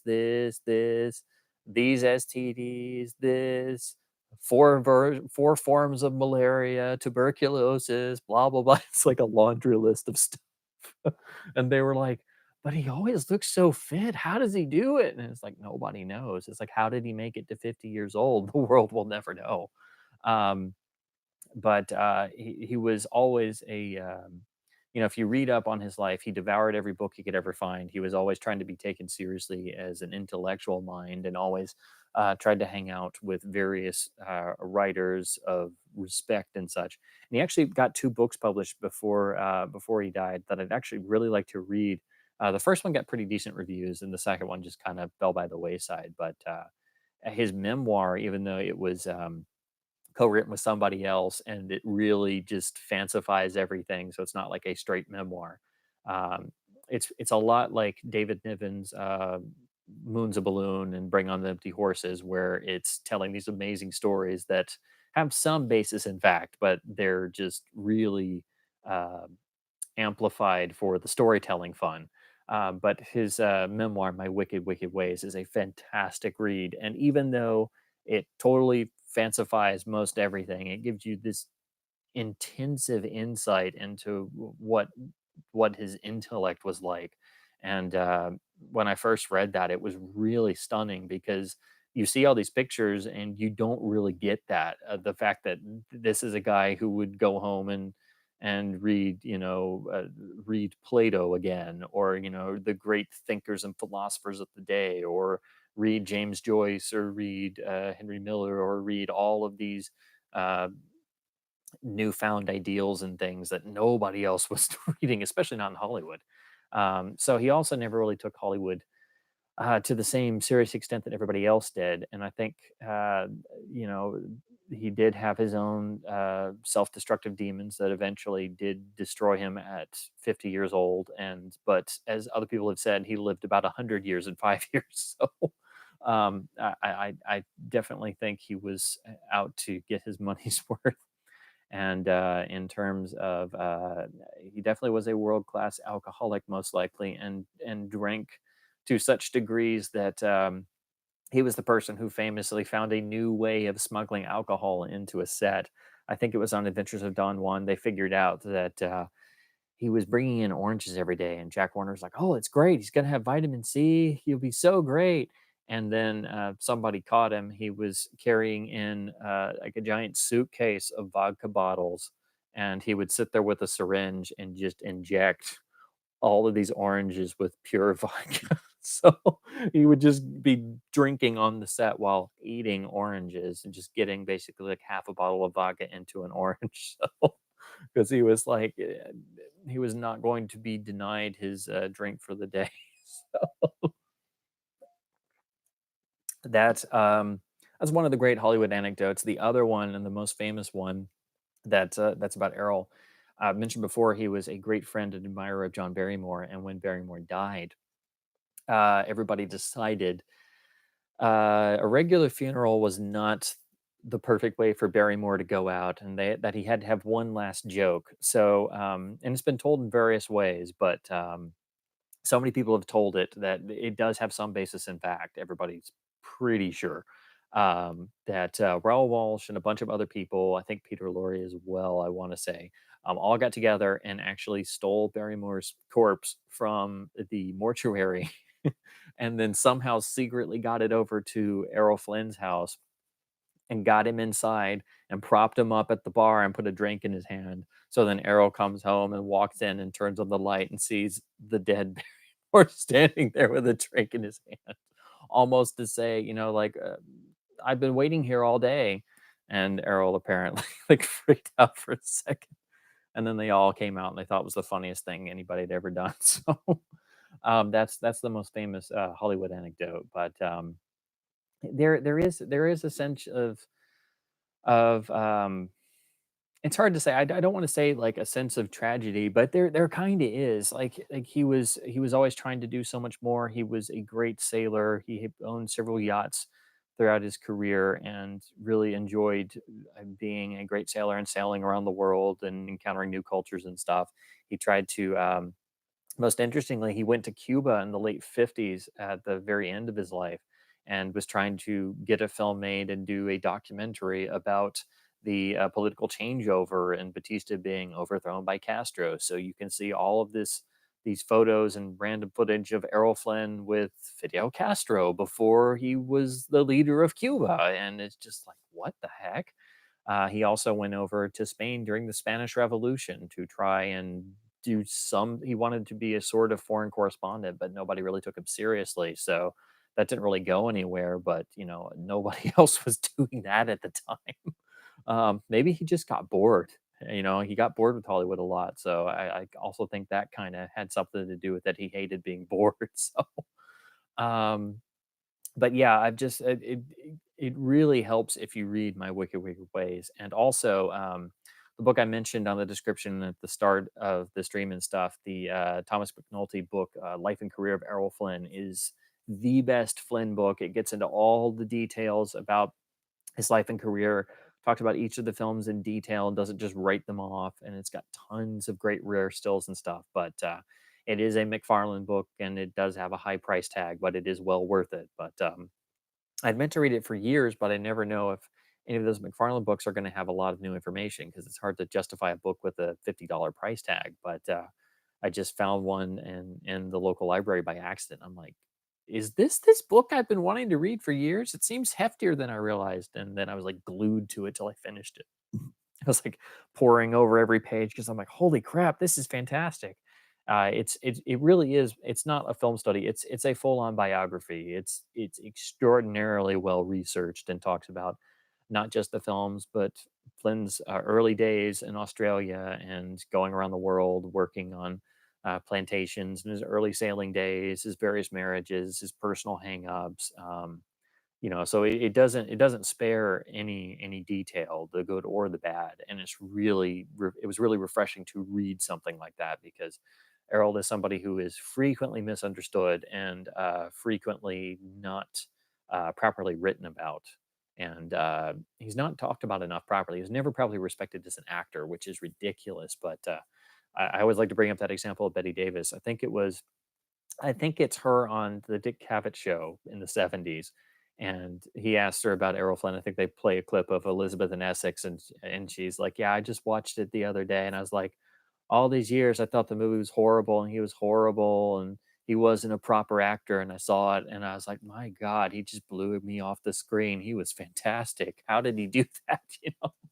Um, and it's interesting to think, he was in a unofficial film in Australia that got him noticed, and then he went to Britain and did some stage acting to get a little more experience, and then he got hired, he got a Warner Brothers contract, and he was cast in it's I think it's I can't remember if it's two or three films. One where he plays a guy who gets killed, which he famously referred to as the movie where I just played a corpse, and these little bit parts. And then all of a sudden they had to make Captain Blood, and it was the big large budget picture of the year for Warner Brothers, and they were going to have Robert Donat play Captain Blood.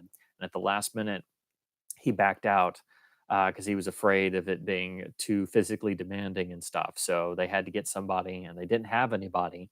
And to his credit, I don't know if it's 100% Jack Warner. I'm sure other people sort of gave him the idea, but to his credit, Jack Warner said, "Screw it, let's go with the Australian guy. We don't have anybody else. It's a risk. Why not?" And by the time they were midway shooting Captain Blood, he had gotten so good that they actually went back and reshot all of the early scenes they shot first because he had improved so much on camera and on screen. And to think that that is somebody's first lead performance in Captain Blood, I mean, it's just stunning. It's just no, outside of, I can't even remember how long he was on the British stage, but it wasn't that long, and it wasn't like in a bunch of major parts. He would always say like, "Oh yes, I was a great actor in Britain. I was the lead in 200 plays," when he'd done like 15. Because why not exaggerate? This is pre-internet, But to think that's somebody's first lead performance in a major motion picture is just amazing. Like, I can't even think of somebody with that level of innate talent outside of maybe Burt Lancaster, who also did not have, a deep level of formal acting training before just coming out of the gate like that, swinging for the fences and everything. But he's just such a fascinating character to read about and to study. And me being a giant Bond fanatic, I mean, the Bond connection is definitely there. I think Errol is a significant portion of the sort of formulation of the Bond character, and the fact that he fell in love with Jamaica and his plantation still exists and is tended by his family, and was very well known and beloved in Jamaica for, promoting not just tourism but promoting the country itself. And the fact that he loved the whole lifestyle and everything, and was neighbors and invited over to dinner many times to a certain Ian Fleming when Fleming moved down to Goldeneye. So Fleming knew of Flynn and was friends with Flynn, and would have dinner with Flynn and Noel Coward and other, mostly British expatriates who were residing in Jamaica at the time. So I do think there is quite a bit of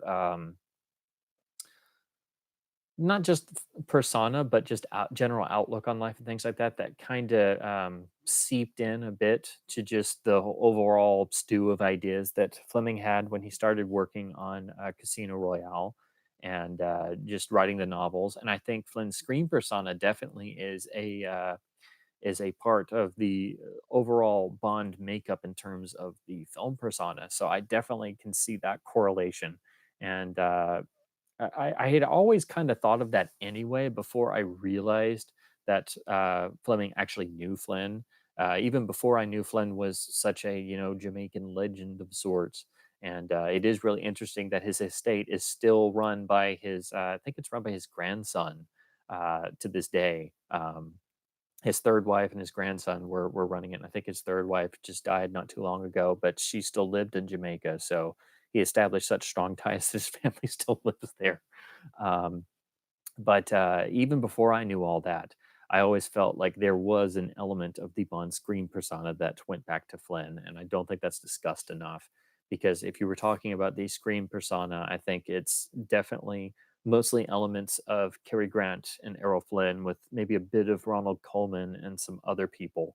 And it's like those ingredients are the what was in the formulation of the original cinematic Bond concept. And of course, they diverged from there. But if you look at the original films, I think, the immediate precursors are going to be those, but especially, Cary Grant and Errol Flynn and Ronald Colman as well. So um, that's sort of my sort of spiel on Errol. And the more I found out about him, the more fascinating I find him as just a intellect and person, and iconoclast and rebel, and probably the original Hollywood rebel. I think in a lot of ways he was far more rebellious than all of the lauded rebels of the 50s like Brando and James Dean and others. I think those guys were a lot more visibly rebellious against the studio system and societal standards and things. But I think Errol was actually, in a lot of ways, even more rebellious. It's just that most people didn't realize there was a significant intellect going on behind the charming smile and period dress and swordplay and stuff. But yeah, that's my Errol spiel for the evening. And again, his memoir is essential reading. I definitely highly recommend that. But the McNulty book by McFarlane Publishing, The Life and Career of Errol Flynn, is just fantastic. It's one of the best screen biographies I've ever read. It is fantastic. So, uh, completely recommend it. Let's say, looks like Pete had to check out for a bit. Yeah, definitely, definitely enjoy more of Errol goodness, and hopefully this stream inspires people to dig up some of the lesser known titles that maybe you haven't seen, or go back and revisit a bunch. And it's been a while since I've watched some of the more obscure titles, so I'm really wanting to rewatch a lot of those, and then look at some of the Warner Archive DVD releases of some of the more obscure ones. I got to get that Blu-ray of Santa Fe Trail. I've wanted to rewatch that properly for a long while, but it's just not available in the States. Um, so let's see other comments. Oh, I didn't know Tom Hardy didn't have formal training. Okay, and then he just shows up with Star Trek Nemesis against Patrick Stewart. Yeah, it's interesting how that happens sometimes. I know I was listening to the commentary on Mona Lisa, and Bob Hoskins talks about how it was working with Kathy Tyson, and she was totally inexperienced. But he said that because she was so inexperienced, that gave her certain energy, and they were able to improvise a lot of their scenes and find new things in each scene because he was so experienced and she was completely inexperienced. So that made it fresher for him. And I think that really works well with very experienced or classically trained actors if they're working against somebody who's completely fresh faced, that there's no baggage, there's no preconceived notions and stuff. So that can work extraordinarily well.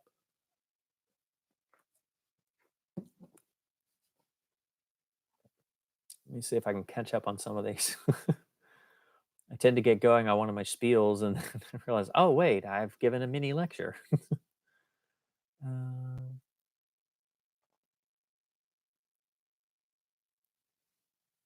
I see some Batman Forever discussion I missed. Yep, Batman Forever is. I mean, it's messy, but I talk about it all the time. I will always defend it because there's good stuff in it. And it got recut by the studio, of course. I go on about that all the time. But it's got good ideas in it, and it's got a good heart. So I at least always stick up for that. Uh, Tim Burton Batman is great. Screw Batman and Robin. Yeah. Eventually, you get to the point where with Batman and Robin, you have to live with it. Otherwise, it's just gonna sting too much. But yeah, it's messy. But what can you do when that's the hand Warner Brothers will deal you? Um, talking about being an analog kind of guy. Yeah. Yeah, Laserdisc sound wise, it's for me, it's when they went to digital tracks and being, untouched PCM tracks, they weren't doing any remixing of sound and stuff. That's where the sound really takes off.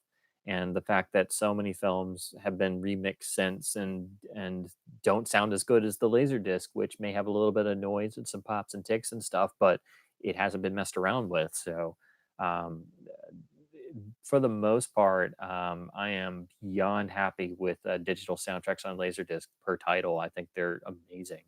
I just wish we should be at that same level today with lossless soundtracks on Blu-ray and 4K. But the problem is there's just too much stuff going on that people don't perform quality control checks, or they have to use what they're given by the studios and stuff. And noise reduction has gone to crazy levels, but because it's not ostensibly visible, like DNR on a picture transfer, most people aren't going to take the time to pay a lot of attention or compare it to older releases that haven't been messed about in the audio tracks. So yeah, I think it's unfortunately for a lot of films, Laserdisc is still their best sounding release simply because there's less tomfoolery going on. And there is something about sitting down with a, an analog video transfer, especially, if you have good hardware and, the limitations of the format. There are times where I sit down to watch something, and even though there's a new 4K restoration out there floating around, sometimes I'm just like, you know what? I have the laser disc. I feel like firing up and just watching this old transfer and just seeing what this is like. Because it's much more akin to what I would have grown up with on TV broadcast and tapes and stuff and the older masters, but of course, in much better quality than I had as a kid and on a really good screen with a good player and everything. But yeah, sometimes it is fun and nice to just go back and check out the old analog transfer and just enjoy and bask in the analog goodness, even though it's definitely nowhere near the quality that you can hit in 2019. And none of us are saying that, but sometimes it is nice to sort of just take a step back and, see what it used to be like. Um,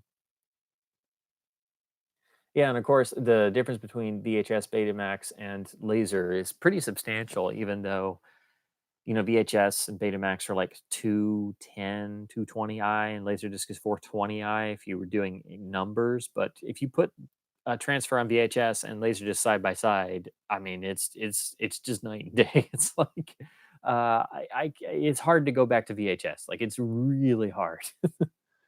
um, yeah, Robin Hood 2018. Yeah. Oh, geez. I have not seen that. I don't want to see it. I saw the trailer and I'm like, why is this a thing? This looks horrible.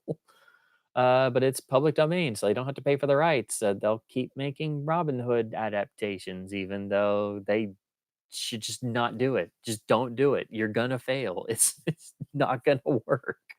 Warner Brothers could reissue Adventures of Robin Hood every single year, and it would play perfectly. It's one of the absolute timeless films of Hollywood ever. It is never dated, not one iota. It's completely timeless. So just stop with trying with Robin Hood. Don't do it. Just don't do it. So let's see. Oh yeah, Tatum O'Neal and Paper Moon. Yeah, that is a good example because she just kind of came in cold. Of course, I mean, I guess it helps if you have, a famous parentage and stuff. But I mean, that's a phenomenal performance, and it's the heart of the entire film. Um, so yeah, that is a great example. And it's of course extraordinarily hard to get a great, convincing, child performance. And going back to Prince and the Pauper, they had the young actor, I think it was a young pair of twins, so the fact that they had a young pair of twins on contract, it was like, "Well, we gotta do Prince of the Pauper because we got a pair of twins."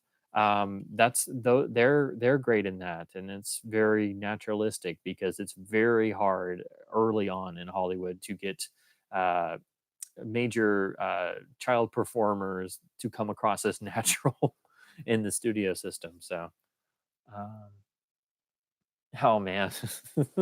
Well, I guess it's not off topic. We're talking about versions and remakes and stuff. Yeah, Planet of the Apes 2001. Yeah, that's a mess. It is a mess. I saw it in the theater. Everyone in the theater thought it was a mess. Everyone was confused.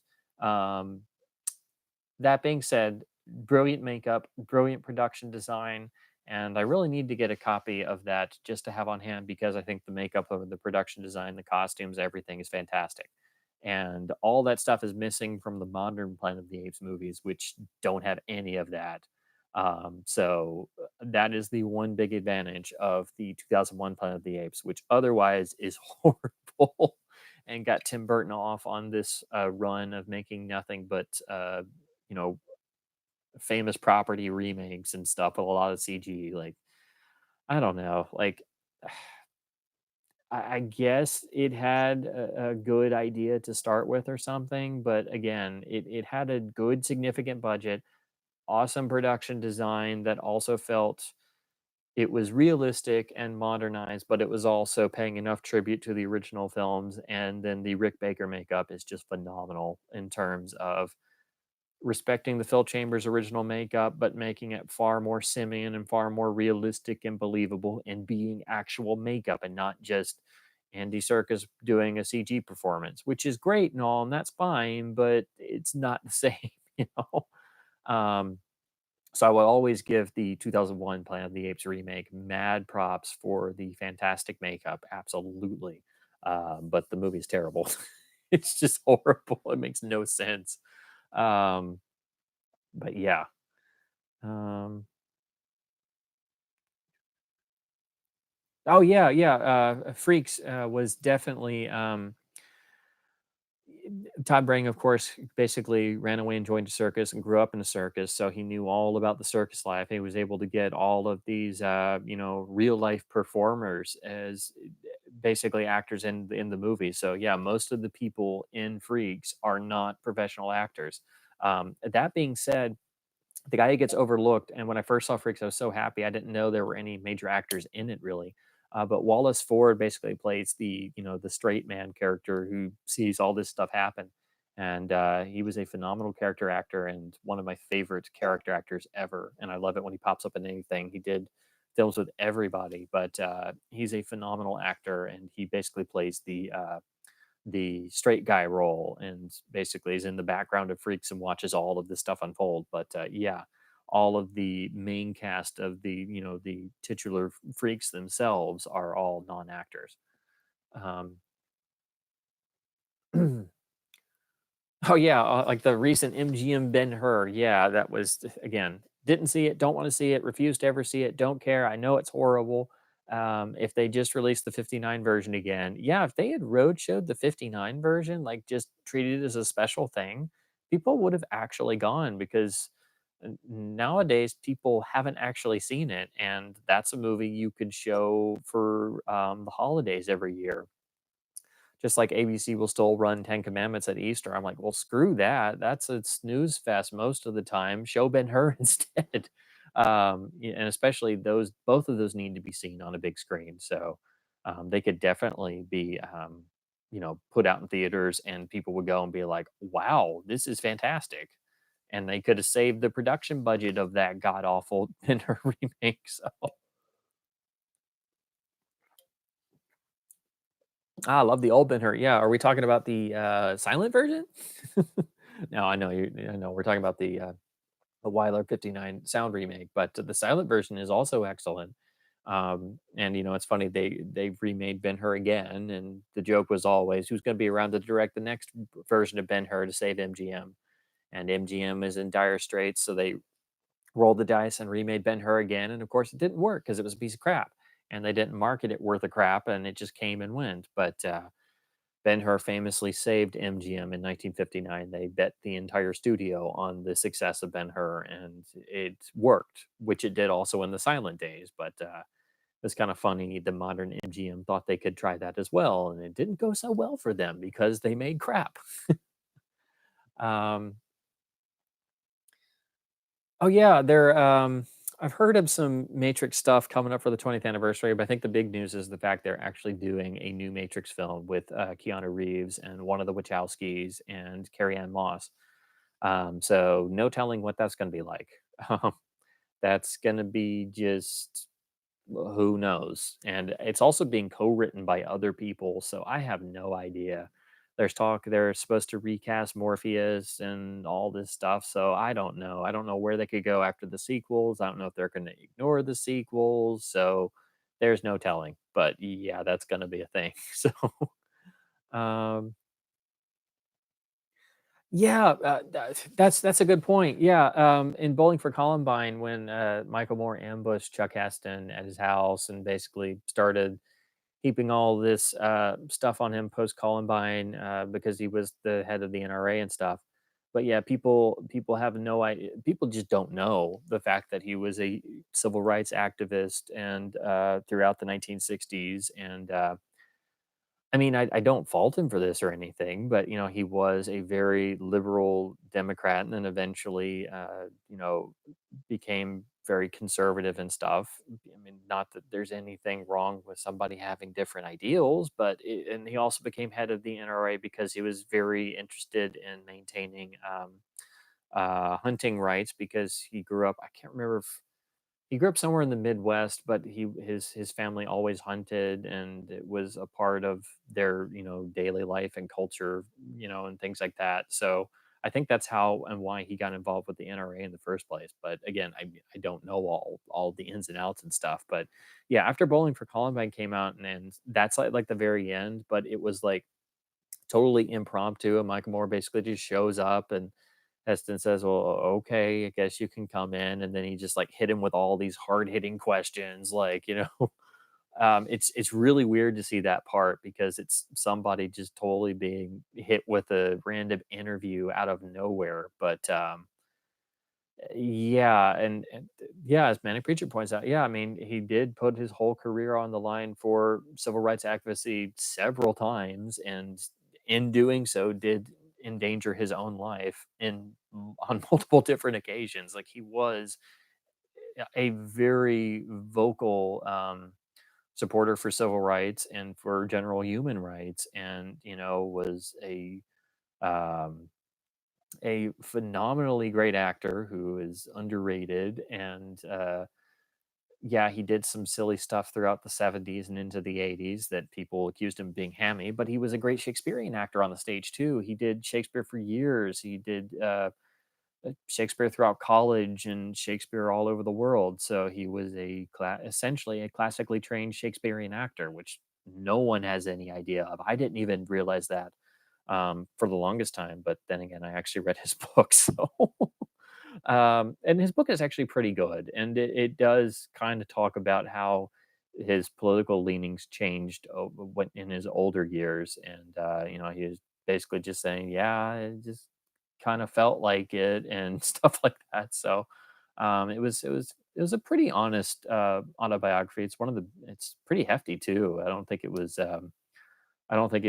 ghostwritten or anything. I think he actually wrote it himself. So I always got to admire when somebody does that. And yeah, as Sega points out, he did contract Alzheimer's. So that made the Bowling for Columbine interview thing even more, I guess, kind of sketchy because it was weird the first time I even saw that because Heston was, of course, very very on in years by that time, but I didn't realize he was that ill. So yeah, I don't really rewatch that documentary, and that part I'm like, yeah, this wasn't really right, guys.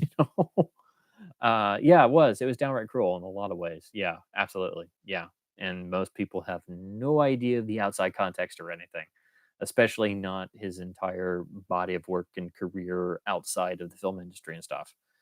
But yeah, I guess it was just sort of trying to get a soundbite for the trailer and the big climax for the movie or something. But yeah, oh yeah, when Heston pops up in Wayne's World too, yeah.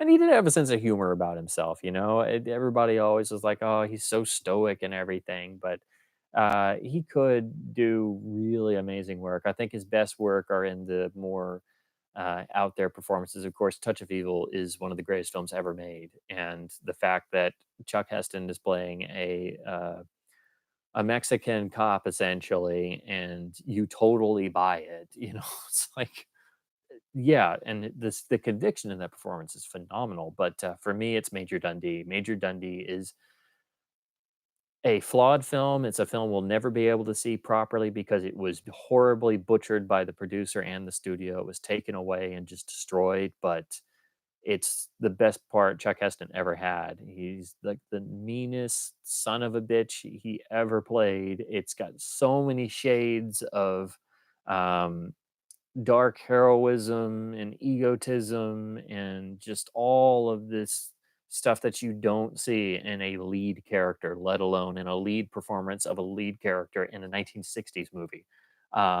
It's definitely Peckinpah trying to do his darker, ovier much earlier on against forces that were not really with him. And had they worked out the scripting problems and had the studio just left it alone, I think it would. I don't think it would have reached the levels of the Wild Bunch, but it was trying to do that in 1965. And it's one of those films you see it once and you can't forget about it. You can't stop thinking about it. You see it another 5 or 10 times, and it's still like you're finding nuggets of something in there. It's not perfect. It's got a lot of problems, but most of that is because it was never properly finished. But Sony did put back in the missing 15 minutes that they found, and it made it a much better movie. But I think that's the most complex three-dimensional character Chuck ever played on screen. If you've never seen it, it's fantastic. But be sure and get the Sony DVD with the extra 15 minutes put back in. Um,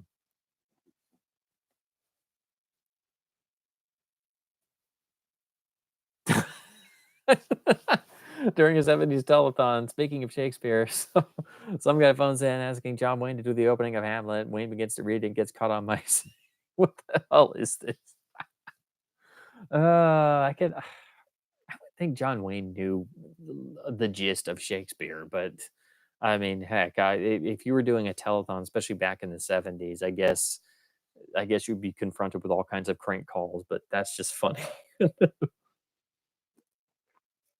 That is a very funny thing to even think of. Like, plus, it would sound so weird. It would be like when you watch Greatest Story Ever Told, and when John Wayne pops up, and it's like, surely he must be the son of God, and it's just so out of place. So it'd be like,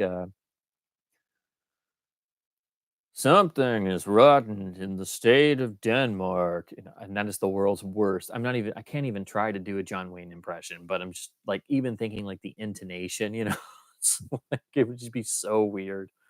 Um, Oh yeah, Sega's talking about Day the Clown Cried, which is one of the all-time famous unseen films where Jerry Lewis basically stars as a clown character who basically has to try and keep children happy and distracted from the fact they're all going to be murdered in the concentration camps during World War II.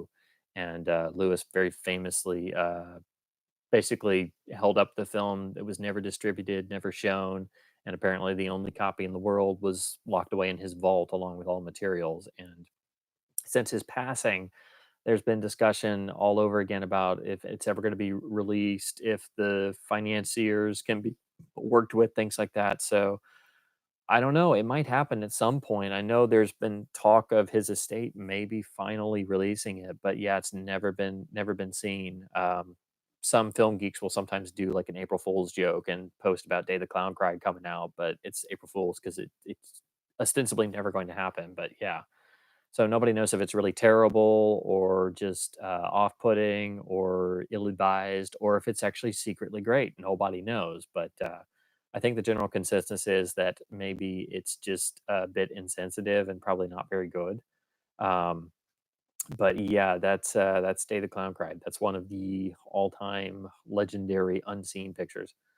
Um, yes, I am definitely going to get the 4K Final Cut of Apocalypse. I need to check and see who's got the best price on it, but basically, it's going to be the full disclosure Blu-ray, but with the new 4K disc put in there. But the packaging actually looks pretty nice, and it seems like it's pretty inexpensive. I think it's around $20 or so. But I know some people are just getting their first copies from the stores or waiting from Amazon and stuff like that. But I think the first couple reviews have been coming in, and they're all pretty good. So hopefully it's better than the Blu-ray, and it doesn't have some of the DNR and stuff, which I'm sure it won't. But I could do without this new version. Like, I hated Redux, and the fact that he's now gone and made a shorter version of Redux that is I mean, it's shorter, but it still has the plantation scene in there, which for me was like one of the biggest bad ideas of Redux. I'm like, can we just have the theatrical, and then can we just have everything else? Can we just see like the 6 hour rough cut if we're gonna do versions? Because I think that's the version most people will be interested in. So have the theatrical, which is a masterpiece, and then just have every other scene possible, and then have just a version where you could just watch scenes individually. like that to me would be the way to do it. But I guess Coppola felt that he should just make a third version. I don't know. So I'll be getting it pretty much just for the theatrical version. That's the only version I watch because I hate Redux. But I mean, I like watching some of the additional content scenes as a standalone. And I think it'd be cool to finally watch the 6-hour version, maybe not all at once, but that's still the version we don't have. We now have two brand new versions, but we still don't have the original rough 6-hour one. But saying it's Coppola's best work, yeah. I mean, yeah, that's a definite possibility because it's pretty much, I mean, to me, and I think most other people as well, I think everybody could generally agree it's Godfather, Conversation, and Apocalypse Now. Like those are the three. And maybe Godfather 2, but the big ones are Conversation, Godfather, and Apocalypse Now. And even more so, Godfather and Apocalypse Now because of the huge, long lasting impact. But yeah, I mean, you can't go wrong with any of those. So. Um, but I am glad they are doing nice packaging because all the Apocalypse Now releases have good packaging, but I wish they would just use the original poster artwork because it's so amazing. But at least they've given it a nice slip box and stuff, and the various like I still have the old complete dossier DVD, which is in a actual faux Army confidential dossier with the wax seal, and it opens up like so with the slip box. And this is just one of those. It's such great packaging. I don't know if I'll ever pass it on, but it's just really, really nice. Even though this was the DVD set that really annoyingly split the movie onto two discs, which, I mean, now I'm used to Laserdisc, but the way they did this, it went to a text screen that was like, please insert disc two. And then you had to sit through the menus and stuff and all that. But for the theatrical version, you should not have had to go onto a second disc. But I remember that in the day caused everybody a lot of consternation. But yeah, pretty much all of the supplements will be. Where did you go?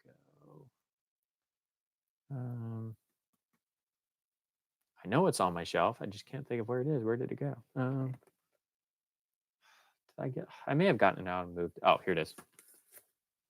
But yeah, pretty much all of the Blu-rays and supplements will be this full disclosure Blu-ray set, just repurposed. So unlike Warner Brothers, Lionsgate actually carries over all their features, which is cool.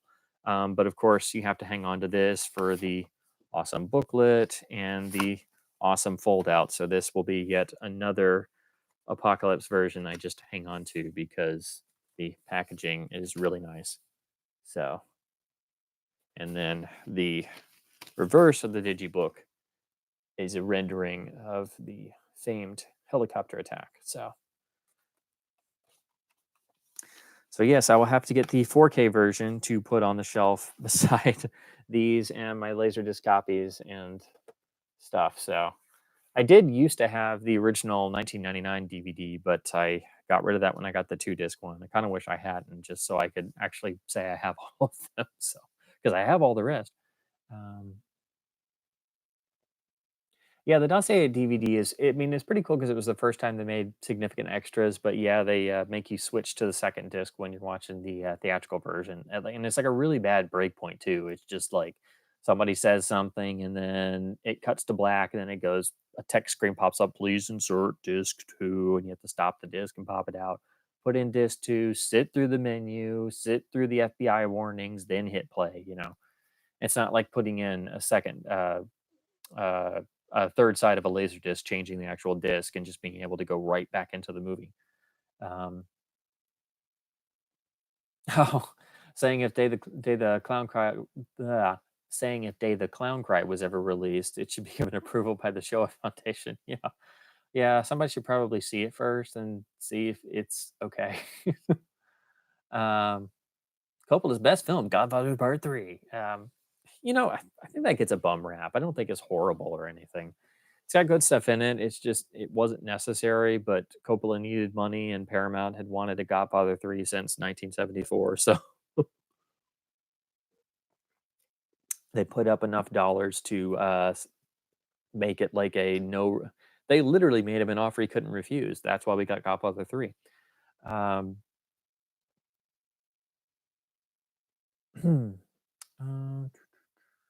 uh, talking about the British version of Brazil over the director's cut. Okay, that's interesting. I think there's a few trims in the British version, but I don't think it's like the American theatrical release, super cut down, happy version. But yeah, there's actually a multitude of versions of Brazil. It's not just the short, unreleased studio cut and then the Gilliam cut that first came out on the Criterion version. There was the theatrical release print, and there was the British version was slightly different. Then there was the Gilliam version, but then there's a version of the Gilliam director's cut that has like an extra scene. So there's actually like 5 or 6 different versions. I read up on it once, and that's how I found out about the rest of them, but I can't remember. I think it's just pretty much the director's cut is the way you're supposed to go, but there are other versions out there, so because it can never be that easy. Um, oh, asking about the Godfather complete saga version, which there's multiple versions, but the only official release was on Laserdisc. I really hate those. I really do. I hate when they went back and re-edited the movies chronologically and then inserted deleted scenes and stuff to pad out the runtimes and give you something new. I think the original movie is perfect, and I think part 2 is great, but I really don't like having them cut up and mixed all together and done chronologically. To me, that's just as bad as recutting Once Upon a Time in America, like Warner Brothers did on the original release. They recut it and put it in chronological order and destroyed the pacing and the mood of the film. And I think that's what happens on the Godfather re-edited versions. But some people really like it, so if you like that idea and you find a cheap copy of the Laserdisc box, then might as well go for it. But yeah, it's just not for me. For me, it's even worse than Apocalypse Redux. I think the chronological Godfather just tears apart the original films. But I do love some of the deleted materials, and most of that I think was on is on the DVD and the Blu-rays, so you can watch at least most of those. But it would be really cool if they restored and finally presented all of the deleted materials and screen tests and stuff in a easily accessible manner.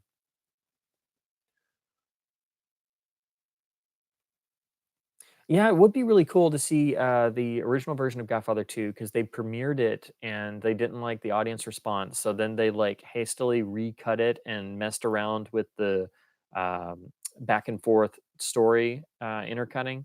And then, because that was done like in a week, and then that was released, and that's the release version. So um, apparently, the version of Godfather 2 we all know was just a rush job. So in a lot of ways, I kind of feel like you can feel that it's a rush job because I've always had some issues with the going back and forth, and I don't think it's anywhere near as good as the first film. But I still think Godfather 2 is great. Don't get me wrong, but I don't think it's as good as the first film. I don't think it's as focused. So I would love to see what the original edit was like, but I don't think that's ever going to come to light, unfortunately.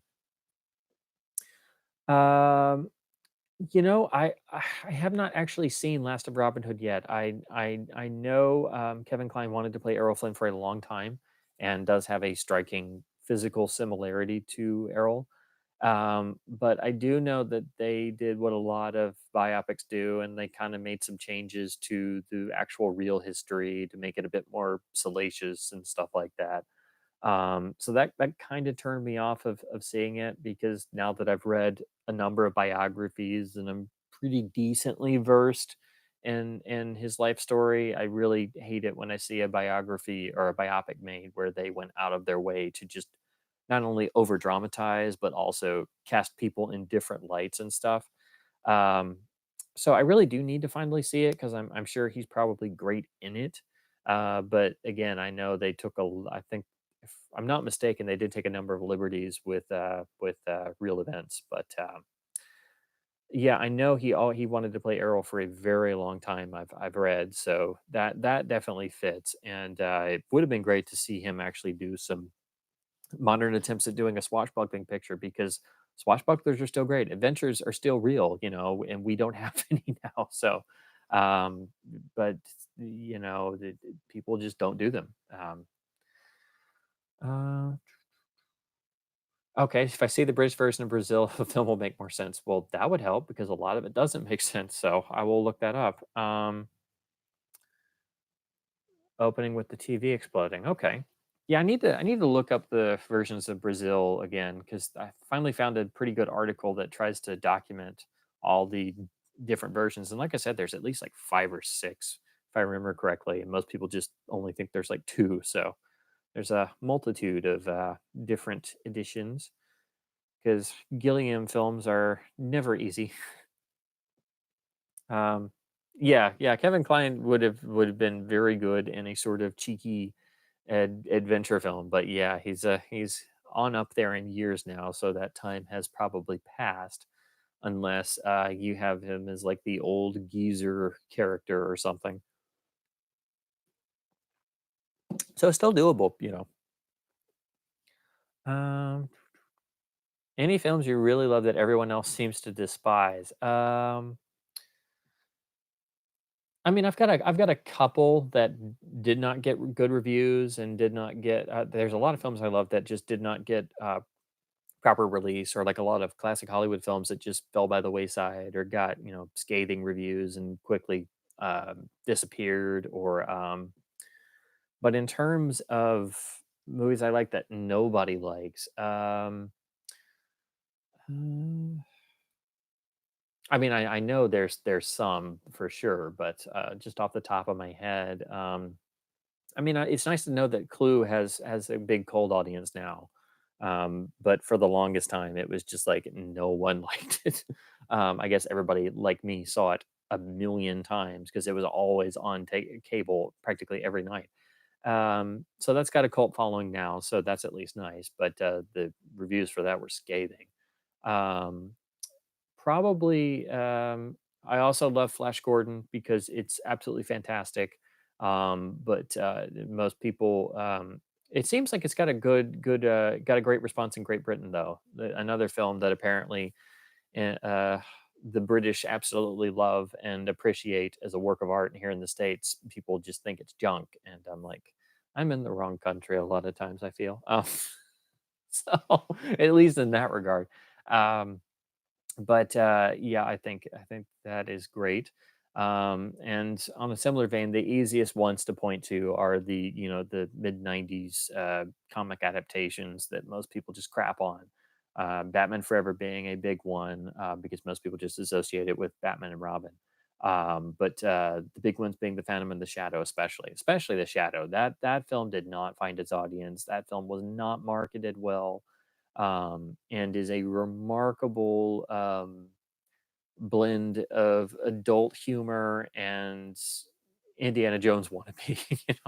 It has a charm and it really works, and I find myself enjoying it every time I rewatch it. So those would be good examples I could just throw out there off the top of my head, but I'll have to think about it some more. I know there's a number of others, but usually it's films I think are just not properly respected. Usually it's the opposite, where people love certain films and I can't stand them. But thankfully, it's not as much the other way around. Usually it's me like gushing about a classic Hollywood era picture, and most people have no idea what I'm talking about, or they're like, "That's some B movie. What are you talking about?" I'm like, "No, it's fantastic." Like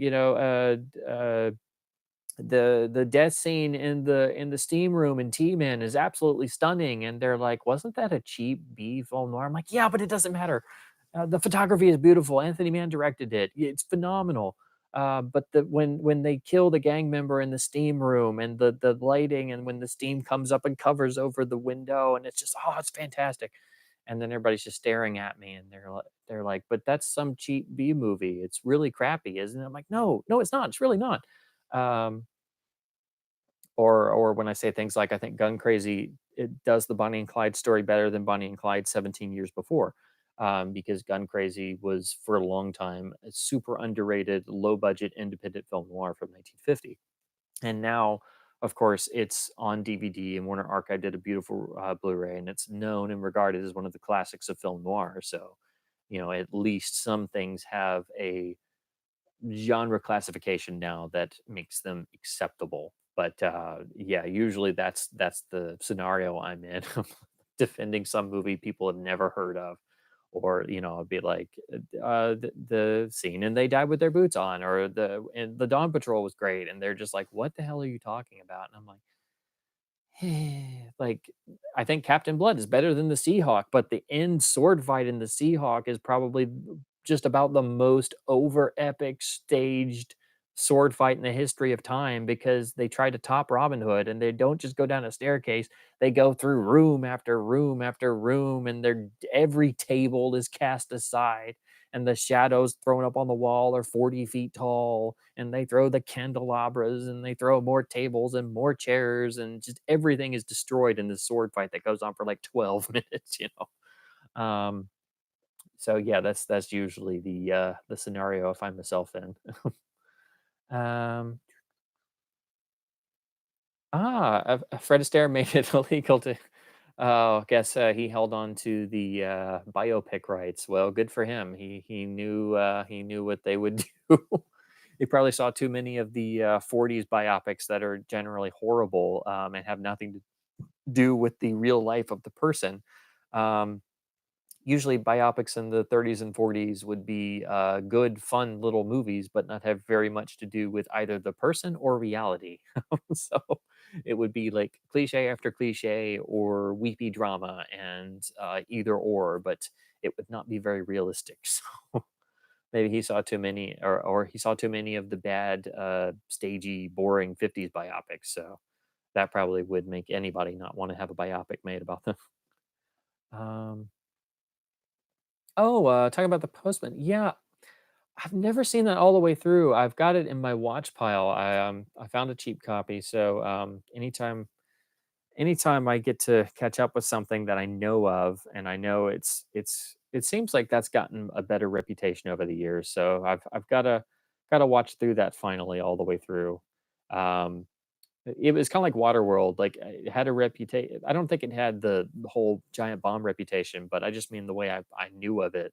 I knew it was a Kevin Costner starring movie that did not really do all that well financially, but I would see pieces of Waterworld, then I finally saw the whole thing, and now I've seen pieces of The Postman over the years, but I've never seen the whole thing. So now I finally got to catch up to it. Um, Can't watch movies like Army of Darkness with people anymore, because because they're freaking out because it's super cheesy and fourth wall breaking and stuff, and then they're just freaking out. Yeah, that will be infuriating. It's hard enough getting people to watch a favorite movie and then they just don't get it, or they make fun of it, and you're just like, oh, and you just want to turn it off because you can't take it anymore. But yeah, that would. Yeah, you have to give a disclaimer and hope people understand when certain things are stylized or something. Usually I have to be like, all right, guys, well, just keep in mind this was made in the 30s. It's like it is, it's gonna be a bit different, but the story's good. Like, just go with it. Yes, I do definitely want to do a Hitchcock show, but probably I'll go so long. I'll probably need to probably break it up into segments. So I guess that's probably what I'll do, is I'll probably do segments, because otherwise forever. Um, I was gonna say, just as a discussion point, the last movie I watched, it's one I'd meant to watch for a very long time, and it is pretty bizarre. Twilight Time just put it out on Blu-ray this year. Actually, they do a lot of strange choices, but I finally watched The Chairman, which is the 1969 Gregory Peck vehicle directed by J. Lee Thompson, and it's a spy thriller, ostensibly, where Greg Peck is sent over to China as a agent of the. It's actually interesting to see it's a joint American British Russian operation, but ostensibly he's sent over there to retrieve a secret Chinese enzyme formula to promote uh, growth of all crops in any weather. But they use this. I mean, it's relatively impractical the way it's presented, but they implant a device in his head that allows him to have direct communication. So whatever he hears or says is relayed back to the government HQ in somewhere in Britain via a overhead satellite link up. But what they don't tell him is that there's an explosive charge in that. So at any time, they could decide to just blow his head off. And perhaps they could do this when he's in front of Chairman Mao himself. So there's a bit of suspense that goes on because, of course, Peck goes around not knowing any of this. And it's a very strange picture because of course, they were not allowed to shoot in China because the Chinese objected to the plot, which I should say is understandable. But there is location footage of Gregory Peck walking around in the Far East. I think they shot in Taiwan, and he's wonderful in it, as he is in most everything. J. Lee Thompson was a very good director, and there's great directed scenes in it. But it's like a mixture of tones, and I'd meant to see it for years, but the tagline and the poster is just really bizarre. The editing is really weird because it seems like it was a longer movie they cut down. Some of the editing is really bizarre, and the overall film is very bizarre. This is not probably the best sounding recommendation, but that is the last movie I watched, and the end sort of almost has a. I mean, the ending action scene is very well cut together, but it's also a bit incredulous. So again, this is a very weird movie. It's sort of got an attempt at having a Bondian flavor, but it's also like a parody film that's not a parody. It's very straight faced, and like, you just have to see it. It's that bizarre. It has a great Jerry Goldsmith score. So it's got all this stuff I can recommend, and I do actually think it's a good movie, even though it doesn't really work. So, and then the end is the very end. It could have ended at one point, and then it goes on for a bit longer, and almost has sort of a vibe of the end of 3 Days of the Condor in a way. So it's like almost trying to be a 70s new Hollywood movie of sorts while being a old-fashioned early 60s action movie that has very little to no action in it. So if any of this sounds at all intriguing, check out The Chairman.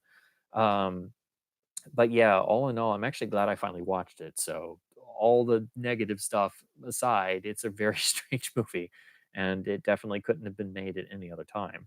Um, let's see.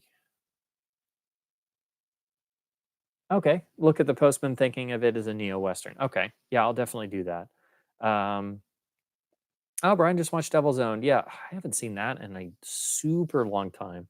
I should rewatch that because I've been trying to catch up on various Harrison Ford films I haven't seen or haven't seen in a long time. That includes even seeing Hollywood Homicide, which is I mean, it's not horrible, but it's just like, well, that was 90 minutes, I guess. I never pictured Harrison Ford trying to sell Hollywood real estate, but hey, it's a thing.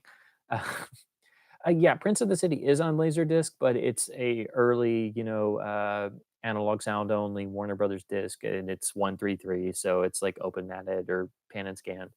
So it's not a very good Laserdisc. They unfortunately did not do. There was no Laserdisc remaster. It wasn't until, let's see, where'd you go? Ah, wasn't until Warner Brothers did the DVD, the 2 disc special edition, which is the first time the film was in widescreen. It does have a featurette, and yeah, so this is the release you have to get. The DVD is the only way to go, and there is no Blu-ray yet. And I do hope Warner Archive or somebody does this at some point. It's one of Lumet's best films. If you guys have never seen this, this is one of the all-time great cop films. This is basically Law and Order 10, 15 years before Law and Order was a thing. It's one of the all-time great films about the police and the idea of corrupt cops and informing on other members of your squad, your family, your friends, so on and so forth. And it is a substantial runtime. This has a huge number of speaking parts, so there's a ton of characters, and it's a slice of New York life in terms of just its sheer length and scale. So this is a almost 3 hour runtime, but it is definitely worth it, and you never feel like it's a long movie. It's that good. So yes, this is one of Lumet's best films, and at least Warner Brothers got the DVD out. Um, but yeah, there's no good Laserdisc, so that's the only way to go. Um,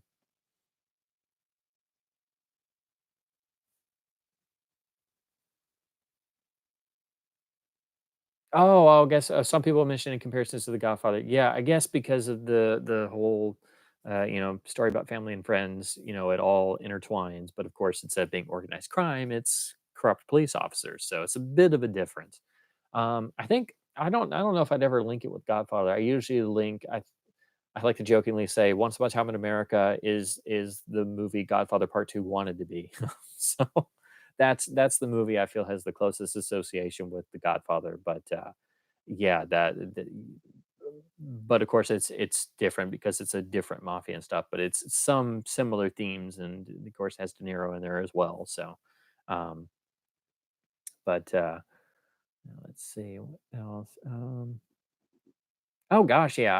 As much as I think it's a terrible movie, I definitely will take the Burton Planet of the Apes remake over the Willy Wonka remake. Yeah, I only saw the Willy Wonka remake once, and I know they were trying to do some interesting things in it, and they have Christopher Lee in there, so I had to see it. But yeah, I didn't get on with anything in the Willy Wonka remake, but at least the Apes remake has that amazing production design and makeup. So. Um,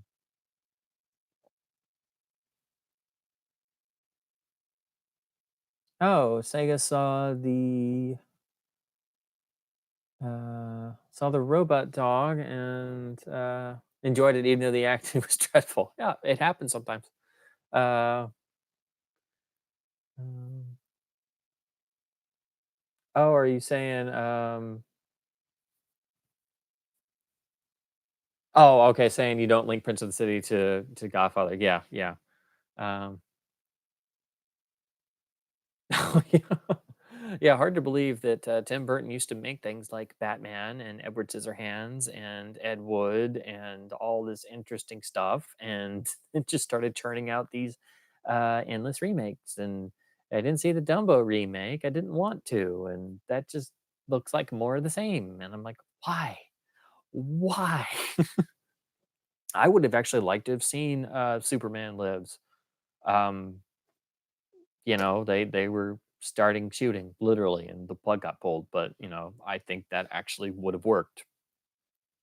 But we got Planet of the Apes instead. um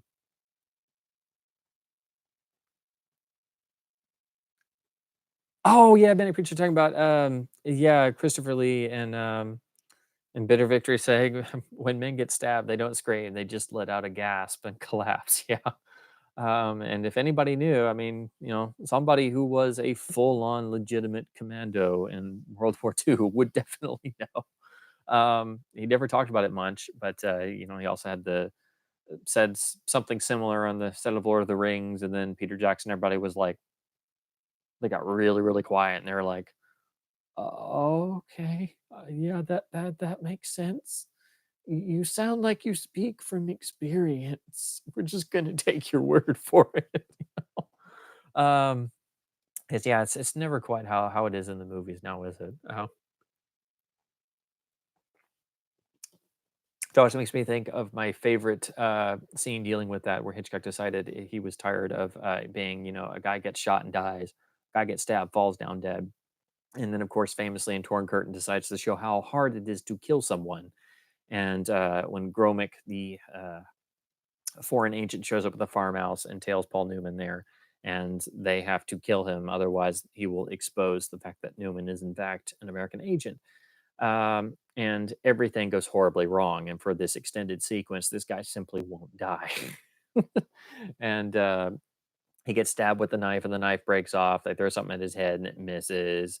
And they're just going around to destroy this farmhouse kitchen until finally um, they're able to shove his head in a gas oven and hold him there until he slowly dies. But it's an extended sequence that's the best part of the whole film, of course.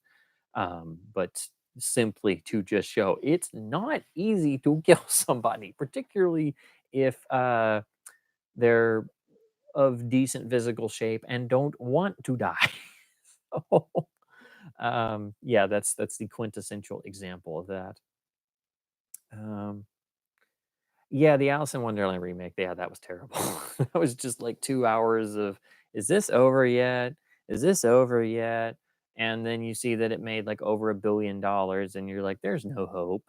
There's no hope, is there? This was horrible. It didn't make much money over here, but it made $1 billion overseas. So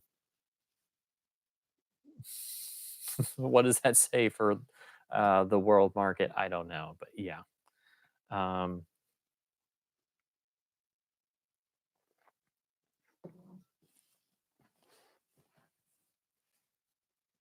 but yeah, definitely, if you want a weird picture, check out the chairman.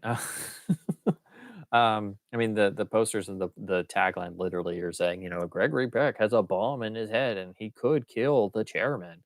But I will say, I did find it interesting. I don't know if this is the case, but the whole time I'm like, this totally inspired Escape from New York with the whole "you have X number of hours or this thing implanted in you will kill you" thing. Like, that's what I just kept thinking of, but, as silly as the premise was, most of that movie actually works in a strange way, so, I don't know, maybe I'm just too weird. Um, oh, bringing up Unforgiven, that is a great topic because, yeah. Showing the emotional reality of killing someone, by showing the guy get shot and then showing the reaction of Morgan Freeman just not only being shocked at the violence, but then devastated. And then it lingers for a while because these are guys who were used to violence and then went for a long time without it. And then they're just immediately thrust back into it. That being said, I do get tired of Unforgiven being like one of the only two westerns people know because it came out and everybody's like, "Oh my god, this is great. It's the best western I've seen in 50 years. There's no other western for the past 30 years. Give it all the awards." And nowadays no one knows a western outside of Unforgiven or Tombstone or whatever modern thing they do afterwards. They might know Silverado, and that's about it. But yeah, Unforgiven is good. It has good stuff in it, but I'm like, yeah, no, it's not.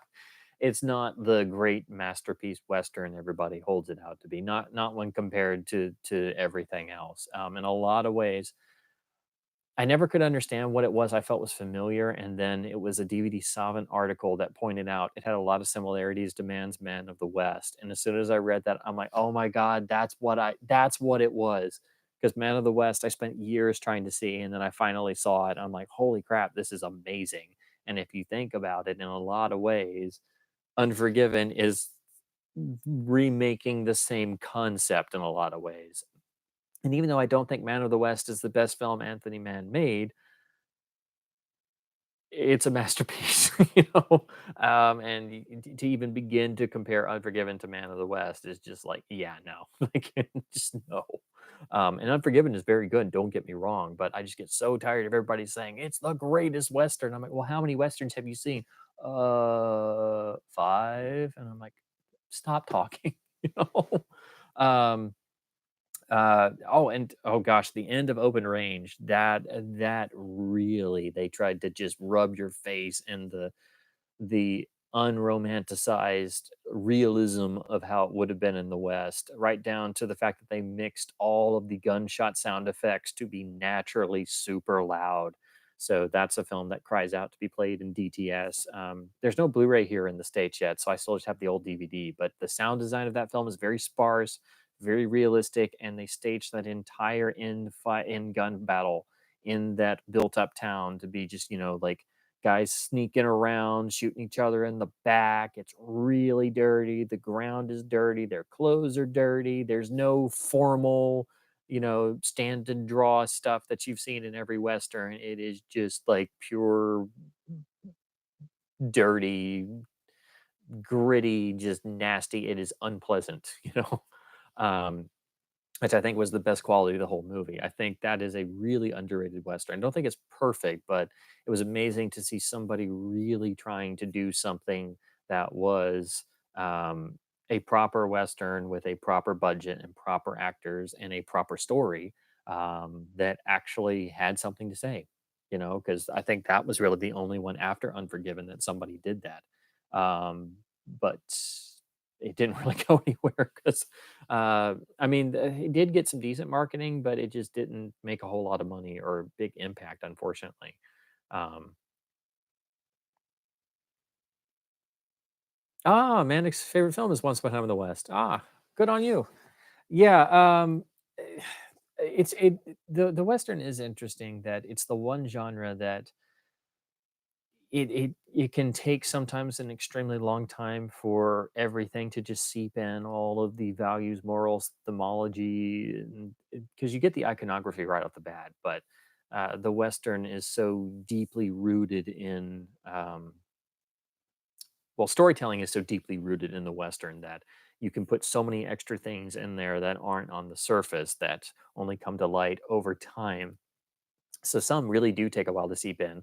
And it's not just the ostensibly serious ones. I remember the first time I saw Destry Rides Again, I was like, well, that was pretty good, but it was kind of, a bit more comedic than I realized. And then by the second or third time I saw it, I was much more emotionally moved when uh, Jimmy Stewart's character actually puts on his gun belt and what that means for that particular character who has completely sworn off violence to this point. And then the fact that it was shot in black and white. I think black and white westerns have a remarkable impact, even though you would think the color photography would lend so much more to the western landscape. I think in a lot of ways, black and white for westerns was even better than color because it was so much more stylized, and you were able to get so much more of just the dirt in the air and the difference between uh, ground, building, and sky. And the open vistas felt so much more stark because it was in black and white. But that's just for an example of a western I saw the first time, and I thought it was good, but I didn't think it was great. And then by the second or third time, I was like, "Holy crap, this really is great!" um, and that's one that's ostensibly more comedic. So, um, would you say it took Italy to change how Hollywood made westerns? Yeah, in a lot of ways, but most people really overlook the westerns of the '50s and even the late '40s, where they got darker and more psychological.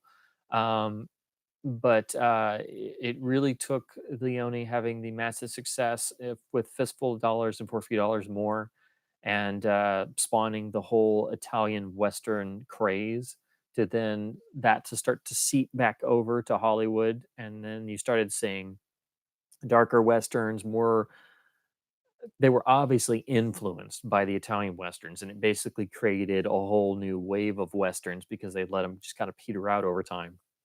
But yeah, I do think that I don't know if it necessarily changed how they made them because it was kind of funny to see like if you watch Hang 'em High, it's definitely an American Western, but it's got random bits of what somebody thinks is an Italian Western, like some interesting camera angles here and there and a couple tight close-ups and stuff, but everything else is total American Western. So, um, yeah, but see, I think the problem is most people are just so completely unaware of the history of the Western because, even I was growing up, and it's just the more I find out, it's just fascinating. And I even watch bad Westerns, because, you can always learn something even from a bad movie. But and there's still a great deal of westerns that are still unavailable on home video in decent editions. So there's that problem as well. So at least with like film noir, there's a recognized genre and there's books and things. And yeah, the westerns are recognized genre and people know the iconography, but they don't actually know the films. So um, it seems like westerns have become like super niche, unfortunately, in a lot of ways. Um, but oh yeah, it was took one Italian director who was bored of westerns to make the greatest western ever made. Yeah.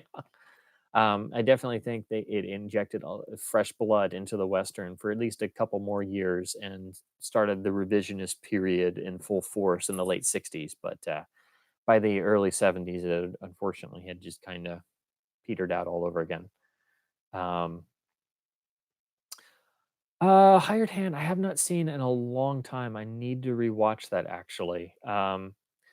Yeah, I remember it being pretty good, but I'd have to rewatch it. There's so many films that I know I've seen, but it's been too long that I don't want to give like a overall opinion or something. But because it's simply been too long, you know. But yeah, I remember liking it, but again, it's just been way, way, way too long. And it's good that a lot of these are starting to, at least some of the more obscure ones, like I think Hired Hand got a restoration and is on Blu-ray maybe, uh, and like some of the more art house westerns of the late 60s, early 70s at least have a DVD. Like you can even see Jack Nicholson's directed one, Going South, or you can get Missouri Breaks on Blu-ray, stuff like that. Um, if Tom Cruise made an Italian western and made it like they did in the 60s, it'd be amazing. Yeah, he does not make too many fluff movies these days. It's all about um, keeping the career going, which makes sense. But do we really need two back-to-back Mission Impossibles? Probably not. Um, I don't know if Tom Cruise in a western would work. Like it'd probably just be so weird seeing the cruise with a cowboy hat on. Like that in and of itself would be weird. Um, but yeah, if somebody went out to Almeria in Spain, and some of the towns they built for the westerns are still standing.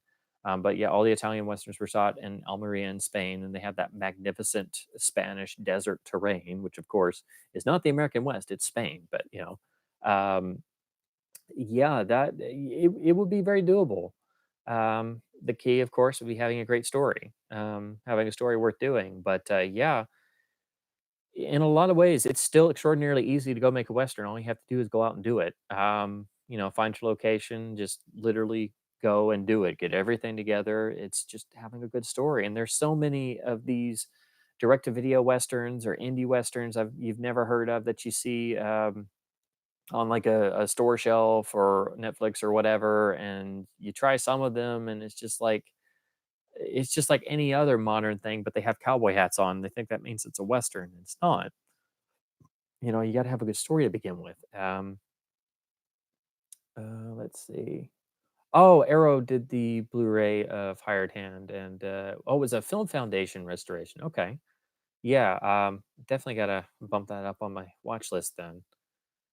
Yeah, the trouble with trying to catch up on things and seeing these new restorations and stuff is time and money, especially money, lots of money, because we don't have enough to afford or even track down or especially importing all of these titles because there's so many that only come out in Europe or Arrow does one or it's UK exclusive or Indicator does one or Indicator just had their big sale of the year and but they upped all their international shipping rates. So it was like ridiculous 20 or $30 shipping for a number of titles to the States. And you had to get track shipping and add more. And it takes a while for their shipping and stuff from UK to US. But yeah, you have to just sit there and do detective work. But half the time you can't afford these.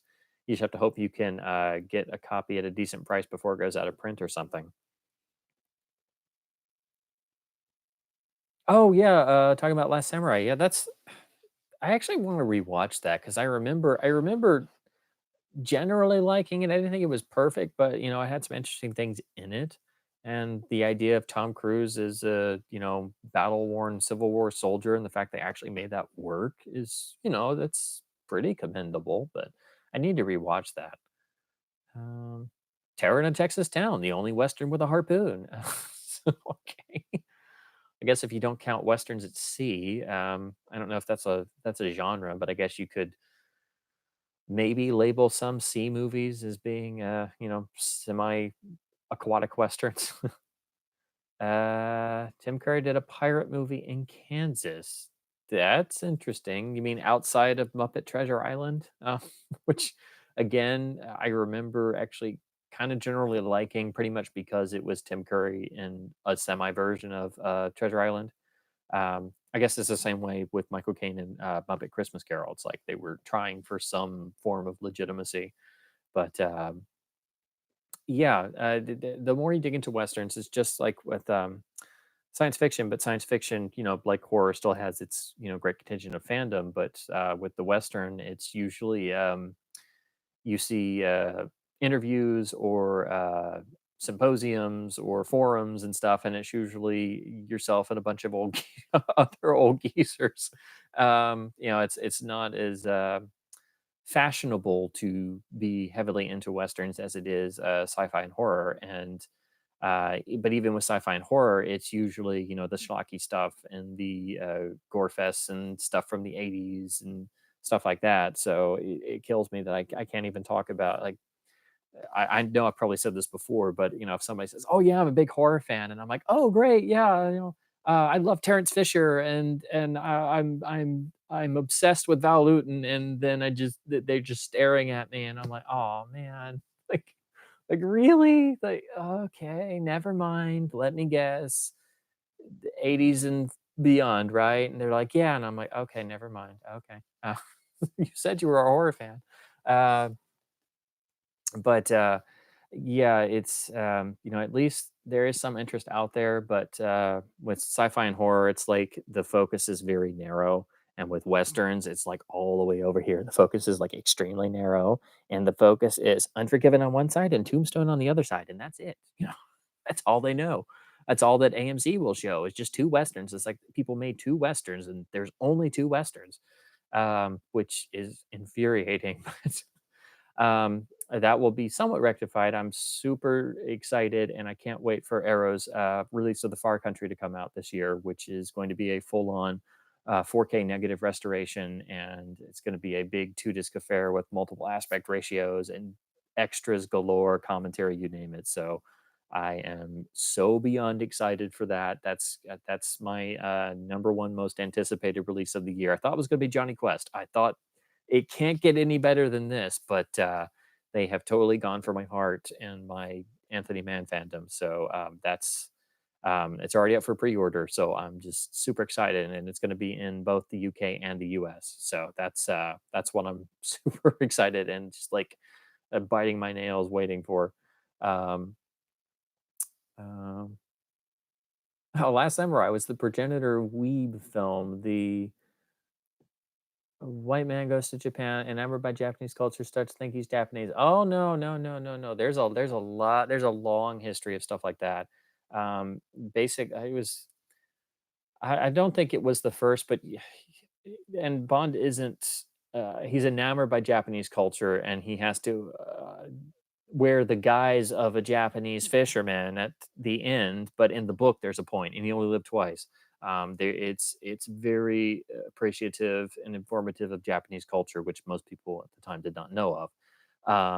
But you could say the movie where they just give him the Japanese disguise that's just a wig and some eyepieces is probably the first. Starts to think he's Japanese because in the movie there's no reason for that. In the book, they have to give him this guise so he can make the final assault on the castle and have a full cover to make it there.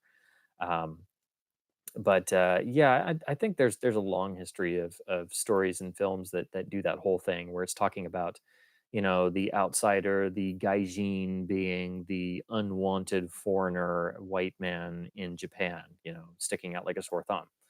Um, but I think You Only Live Twice. The novel is great. The film is great too, but it's not as serious. But I think probably the best one to ever deal with that scenario. Let me see if I have it over here on the shelf. I think it's here. Where did it go? I hate it when I can't remember which shelf something is on. I don't know if you guys experience this, but I experience this all the time when I'm doing these and I turn around, I'm like, wait, is this on the other shelf? Yeah, I think it's on the other shelf. But I think the best film to deal with sort of white man in Japan and the basically the stress that that causes is the 1975 Sidney Pollack film, the Yakuza, which if you've never seen it is a phenomenal film. It's the best late period Robert Mitchum film. I think it's probably the best movie Pollack ever directed. It's a fantastic piece of work. The screenplay was written by Paul Schrader. It's the film because that sold to Warner Brothers for a good amount of money. That got Taxi Driver greenlit. So it was the film Schrader wrote right before Taxi Driver. But it's a phenomenal story. Mitchum plays an ex-GI who was stationed in Japan during the post-war occupation. He fell in love with a Japanese woman who was already in a very strict Japanese family, and because of her prior husband and her brother being very strict Japanese, they were never allowed to be romantically involved. And then Mitchum left to go back to the U.S. So there's this pent up backstory that's very, very emotional and very deep. So he has to come back to Japan. Another GI friend of his, who's an industrialist, his daughter is kidnapped. So he asked Mitchum's character to go back to Japan and basically help him try to find her. And so, in the course of this, he goes to his old haunts and looks up his old lost love and re-encounters her very no nonsense brother all over again. And it's all about Japanese culture and how it was um,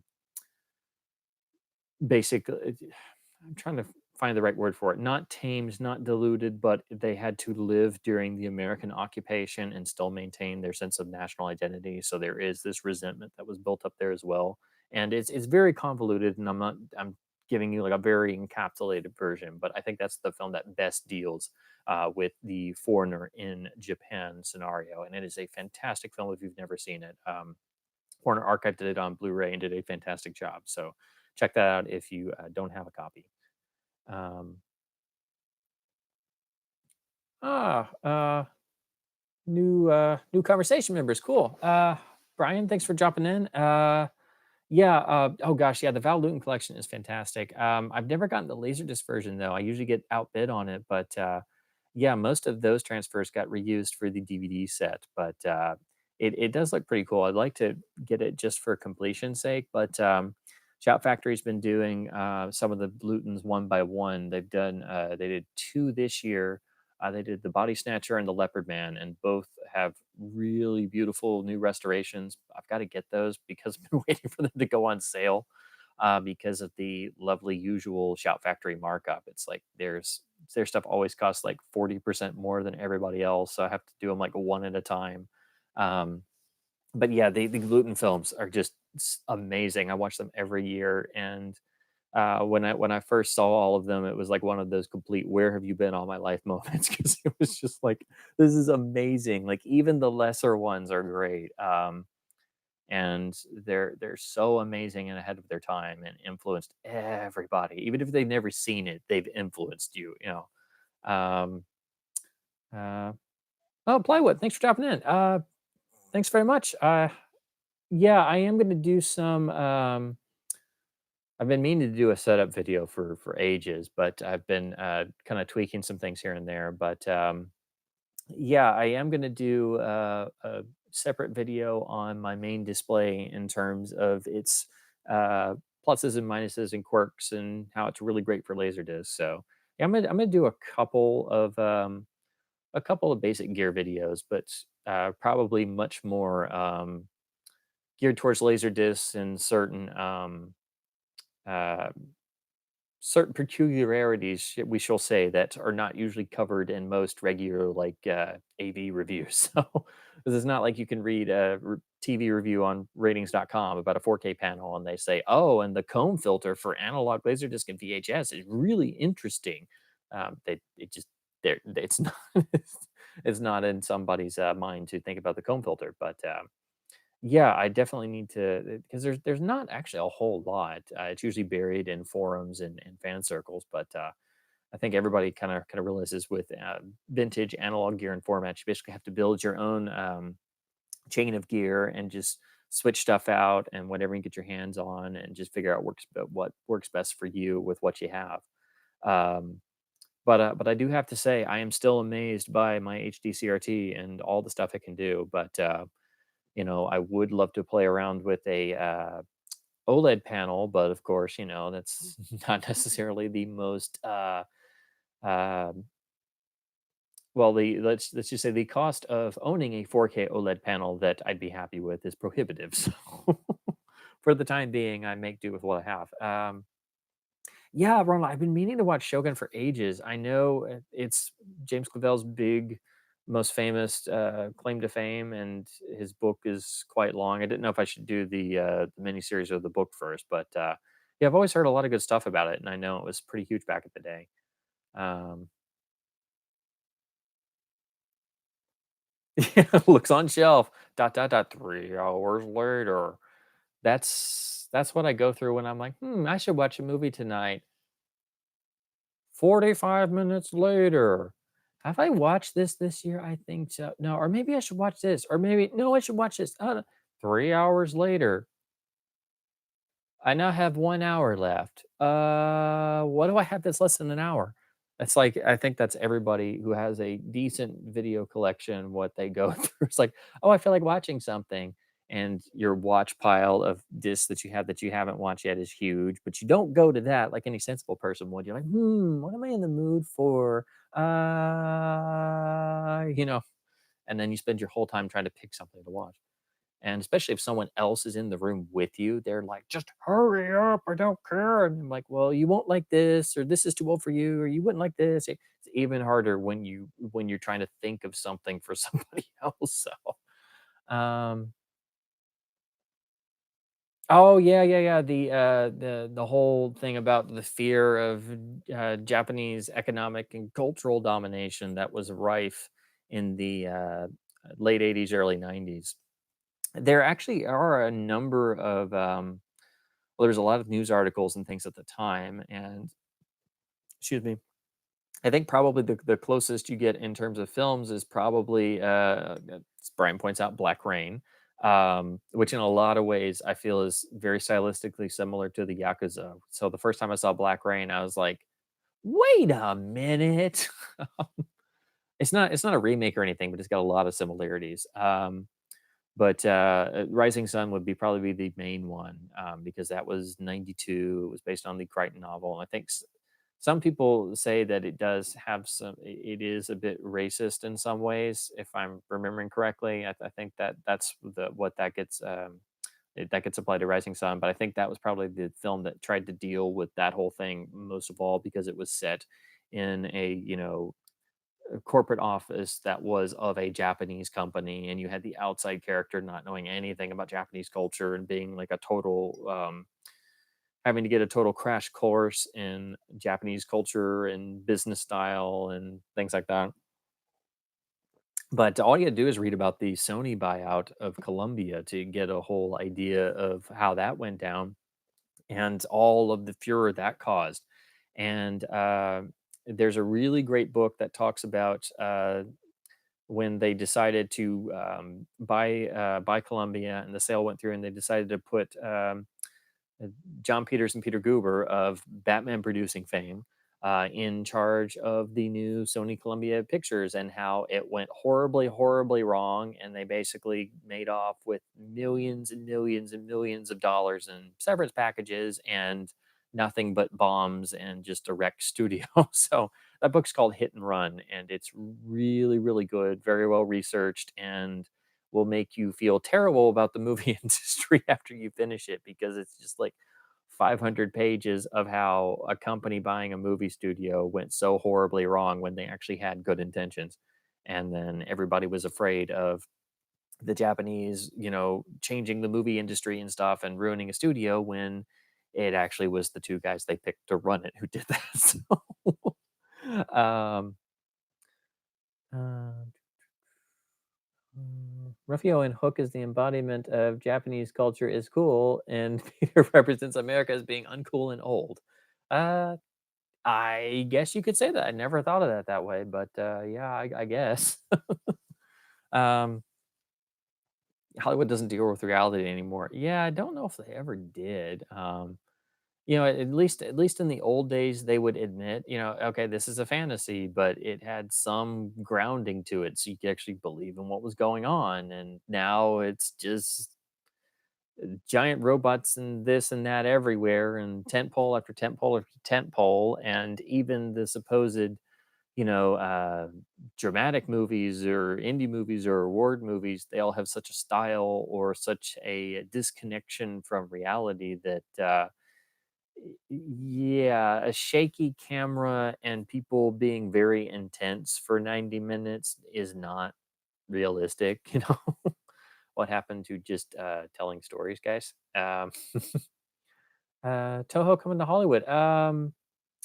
No, I haven't read that actually. I will admit I've never been the biggest Toho or Godzilla fan, but I am trying to at least become better educated about the various long running Godzilla films and stuff. Pretty much only seen the original in both the Americanized version and the Japanese version. Um, did they lose a bet or something? Yeah. Cookie cutter CGI, zero artistry. Yeah, that's a lot of it, and it's not. CGI is just a tool, but it's a perfect example of how there is no creativity. It's just people using stuff as a crutch. Because I can see a great movie from the classic period, and it cuts to an unconvincing model shot of, it's supposed to be a house on the hill, and the rain's going, and you can tell it's obviously just a small house because the perspective isn't right. The trees are small, or when they do a train shot, and it's obviously a model train. Um, but they actually went to the trouble to put lights in the windows and to have smoke coming out of the chimney of a house, and there's actual rain going on, and they do a flash for thunder and stuff. So even though it doesn't work, or it's a bad match shot, or it's the wrong perspective, it doesn't quite work. um, it doesn't detract from the story. It's the best they could do at that particular time. um, it may take you out of it for a second because it just looks a bit dodgy, but it's not um, completely disconnected from what's going on. So yeah, and I know we can all harp on about this all the time, but for the time being, it's just not going to change. It's just going to continue along this path for the near and distant future. Um, and I guess to close up the night a bit, we'll go back to talking about Star Wars a bit because Disney had their expo reveal of more Star Wars stuff, but it's like the pinnacle of mindless studio product in this day and age is what Disney's doing to Star Wars. And you've got they released the trailer for the Mandalorian show, which I mean it looks okay and interesting, I guess, but they also announced that since they canceled the Obi-Wan spin-off movie, now they're going to just do a Obi-Wan series because I think what they're realizing is that maybe they should try doing Star Wars in limited series because TV is what's hot at the moment, whether it's on Netflix or whatever, and they can release it on their Disney Plus streaming service. So from a business standpoint, it's very smart, but it's very disheartening that they're not even really going to try with the features, which I mean, they haven't been anyway. But there could have been a great Obi-Wan standalone film had they wanted to do it, and there are great stories to tell there. So I think there's the potential in a series to tell multiple adventures or a long arcing story over a number of episodes, but it could have been a great movie, but it's like they just gave up. So, um, but oh, CGI smoke effect and making everybody run. Yeah, that's a bad one. My thing, what I can't stand is how they feel like they need to do everything in CGI. Because if you look at a movie, almost every shot has some CG somewhere. Like the background sky's been messed with, or they took a mole off somebody's face, or they added some motion blur in the background. It's like there's hardly a shot, even in just rom coms or things that aren't action or sci-fi oriented, that have CG all over the place. There's always a green screen in the background of something, of some set somewhere, because they've decided we want to replace something here. We're not going to worry about, staging or building a complete set or anything. We can just, do this. And We can change their hair here, and we can do this. We can change their shirt or whatever. And it's getting to a point where things are so manipulated that half the time I'm seeing something, I'm like, I don't even know if there's CG in this shot, but I feel like there is because something about just this image does not look right. So it's just overzealously used all over the place. It's not that it's a bad thing. It's a tool like anything else. But yeah, you don't have to use it for everything. Watching King Kong 2005 in the cinema, horrible CGI, and then made worse by Jack Black. Now, I would say the worst part is the fact that it's 3 hours and it feels like it never ends. And it's like half the cast is like on sleeping pills with a pulse like this, and everybody else is on level 10 running around. So, yeah, that's a mess of a movie. It really is. Like, okay, it's cool that it's a motion capture performance. They were able to do all this extra stuff that they couldn't put in the original because the original is very short, but just because you can doesn't mean you should. Like, King Kong '05 is so overstuffed that it makes the De Laurentiis '76 version look good, where you have the cutaways to Rick Baker in a mask as Kong's close up. That was what they used for the close ups, and uh, Jeff Bridges running around and all that stuff. The one that is pure '70s is looking good in comparison to yours. So. Um, but for the time, I think most of the effects were, I mean, it was cutting edge CG work for the time period. And yeah, they may not hold up to 2019 standards, but for 2005 standards, it's still pretty impressive. The most impressive part was the fact that he got, Universal to foot the bill for a dream project, that was a total vanity thing, and he got to do whatever he wanted to do, which is why the movie's over 3 hours. So I think it's amazing it got made, but it didn't need to be made. So I saw it once and I've seen pieces of it since, and I'm like, wow, I don't want to see this again ever. So, um, but yeah, so I will definitely plan some equipment videos for the near future. Like I said, I've been meaning to do a setup one for far too long. I've got some new stuff I'm playing around with, so I'm trying to get that figured out and figure out settings and such. But and I will definitely on one of the next shows we'll do a Hitchcock discussion because that's always ripe for discussion. Um, but yeah, otherwise, want to thank everybody for hanging out, and sorry about the fun at the start of the stream where everything went kind of haywire. But that's just seemingly kind of part of the live streaming experience. Sometimes you're just gonna get error messages and stuff in mid lecture or sentence or something. But so yeah, I want to thank everybody for hanging out, and thanks for talking Errol. And hopefully this inspires people to, like I said before, go out and seek out some Flynn titles you've never seen, or revisit old favorites, or especially check out some of the printed material because there's a lot of bad books on Flynn. There was the inflammatory Charles Hyam book that insisted that he was a Nazi spy when he, of course, was not. So there's a lot of crap out there, but definitely check out the McNulty Life and Career book, and of course the My Wicked Wicked Ways memoir, which is phenomenal reading. Um, but yeah, until then, I will, like always, I'll try and post a bit early of the what the topic's going to be for the night because I don't just want to spring a film you've never seen and then spoil it for like 3 hours. So. Um, but yeah, so thanks for hanging out, everybody. And as always, keep enjoying physical media, keep your disc spinning, and have a better one, everybody.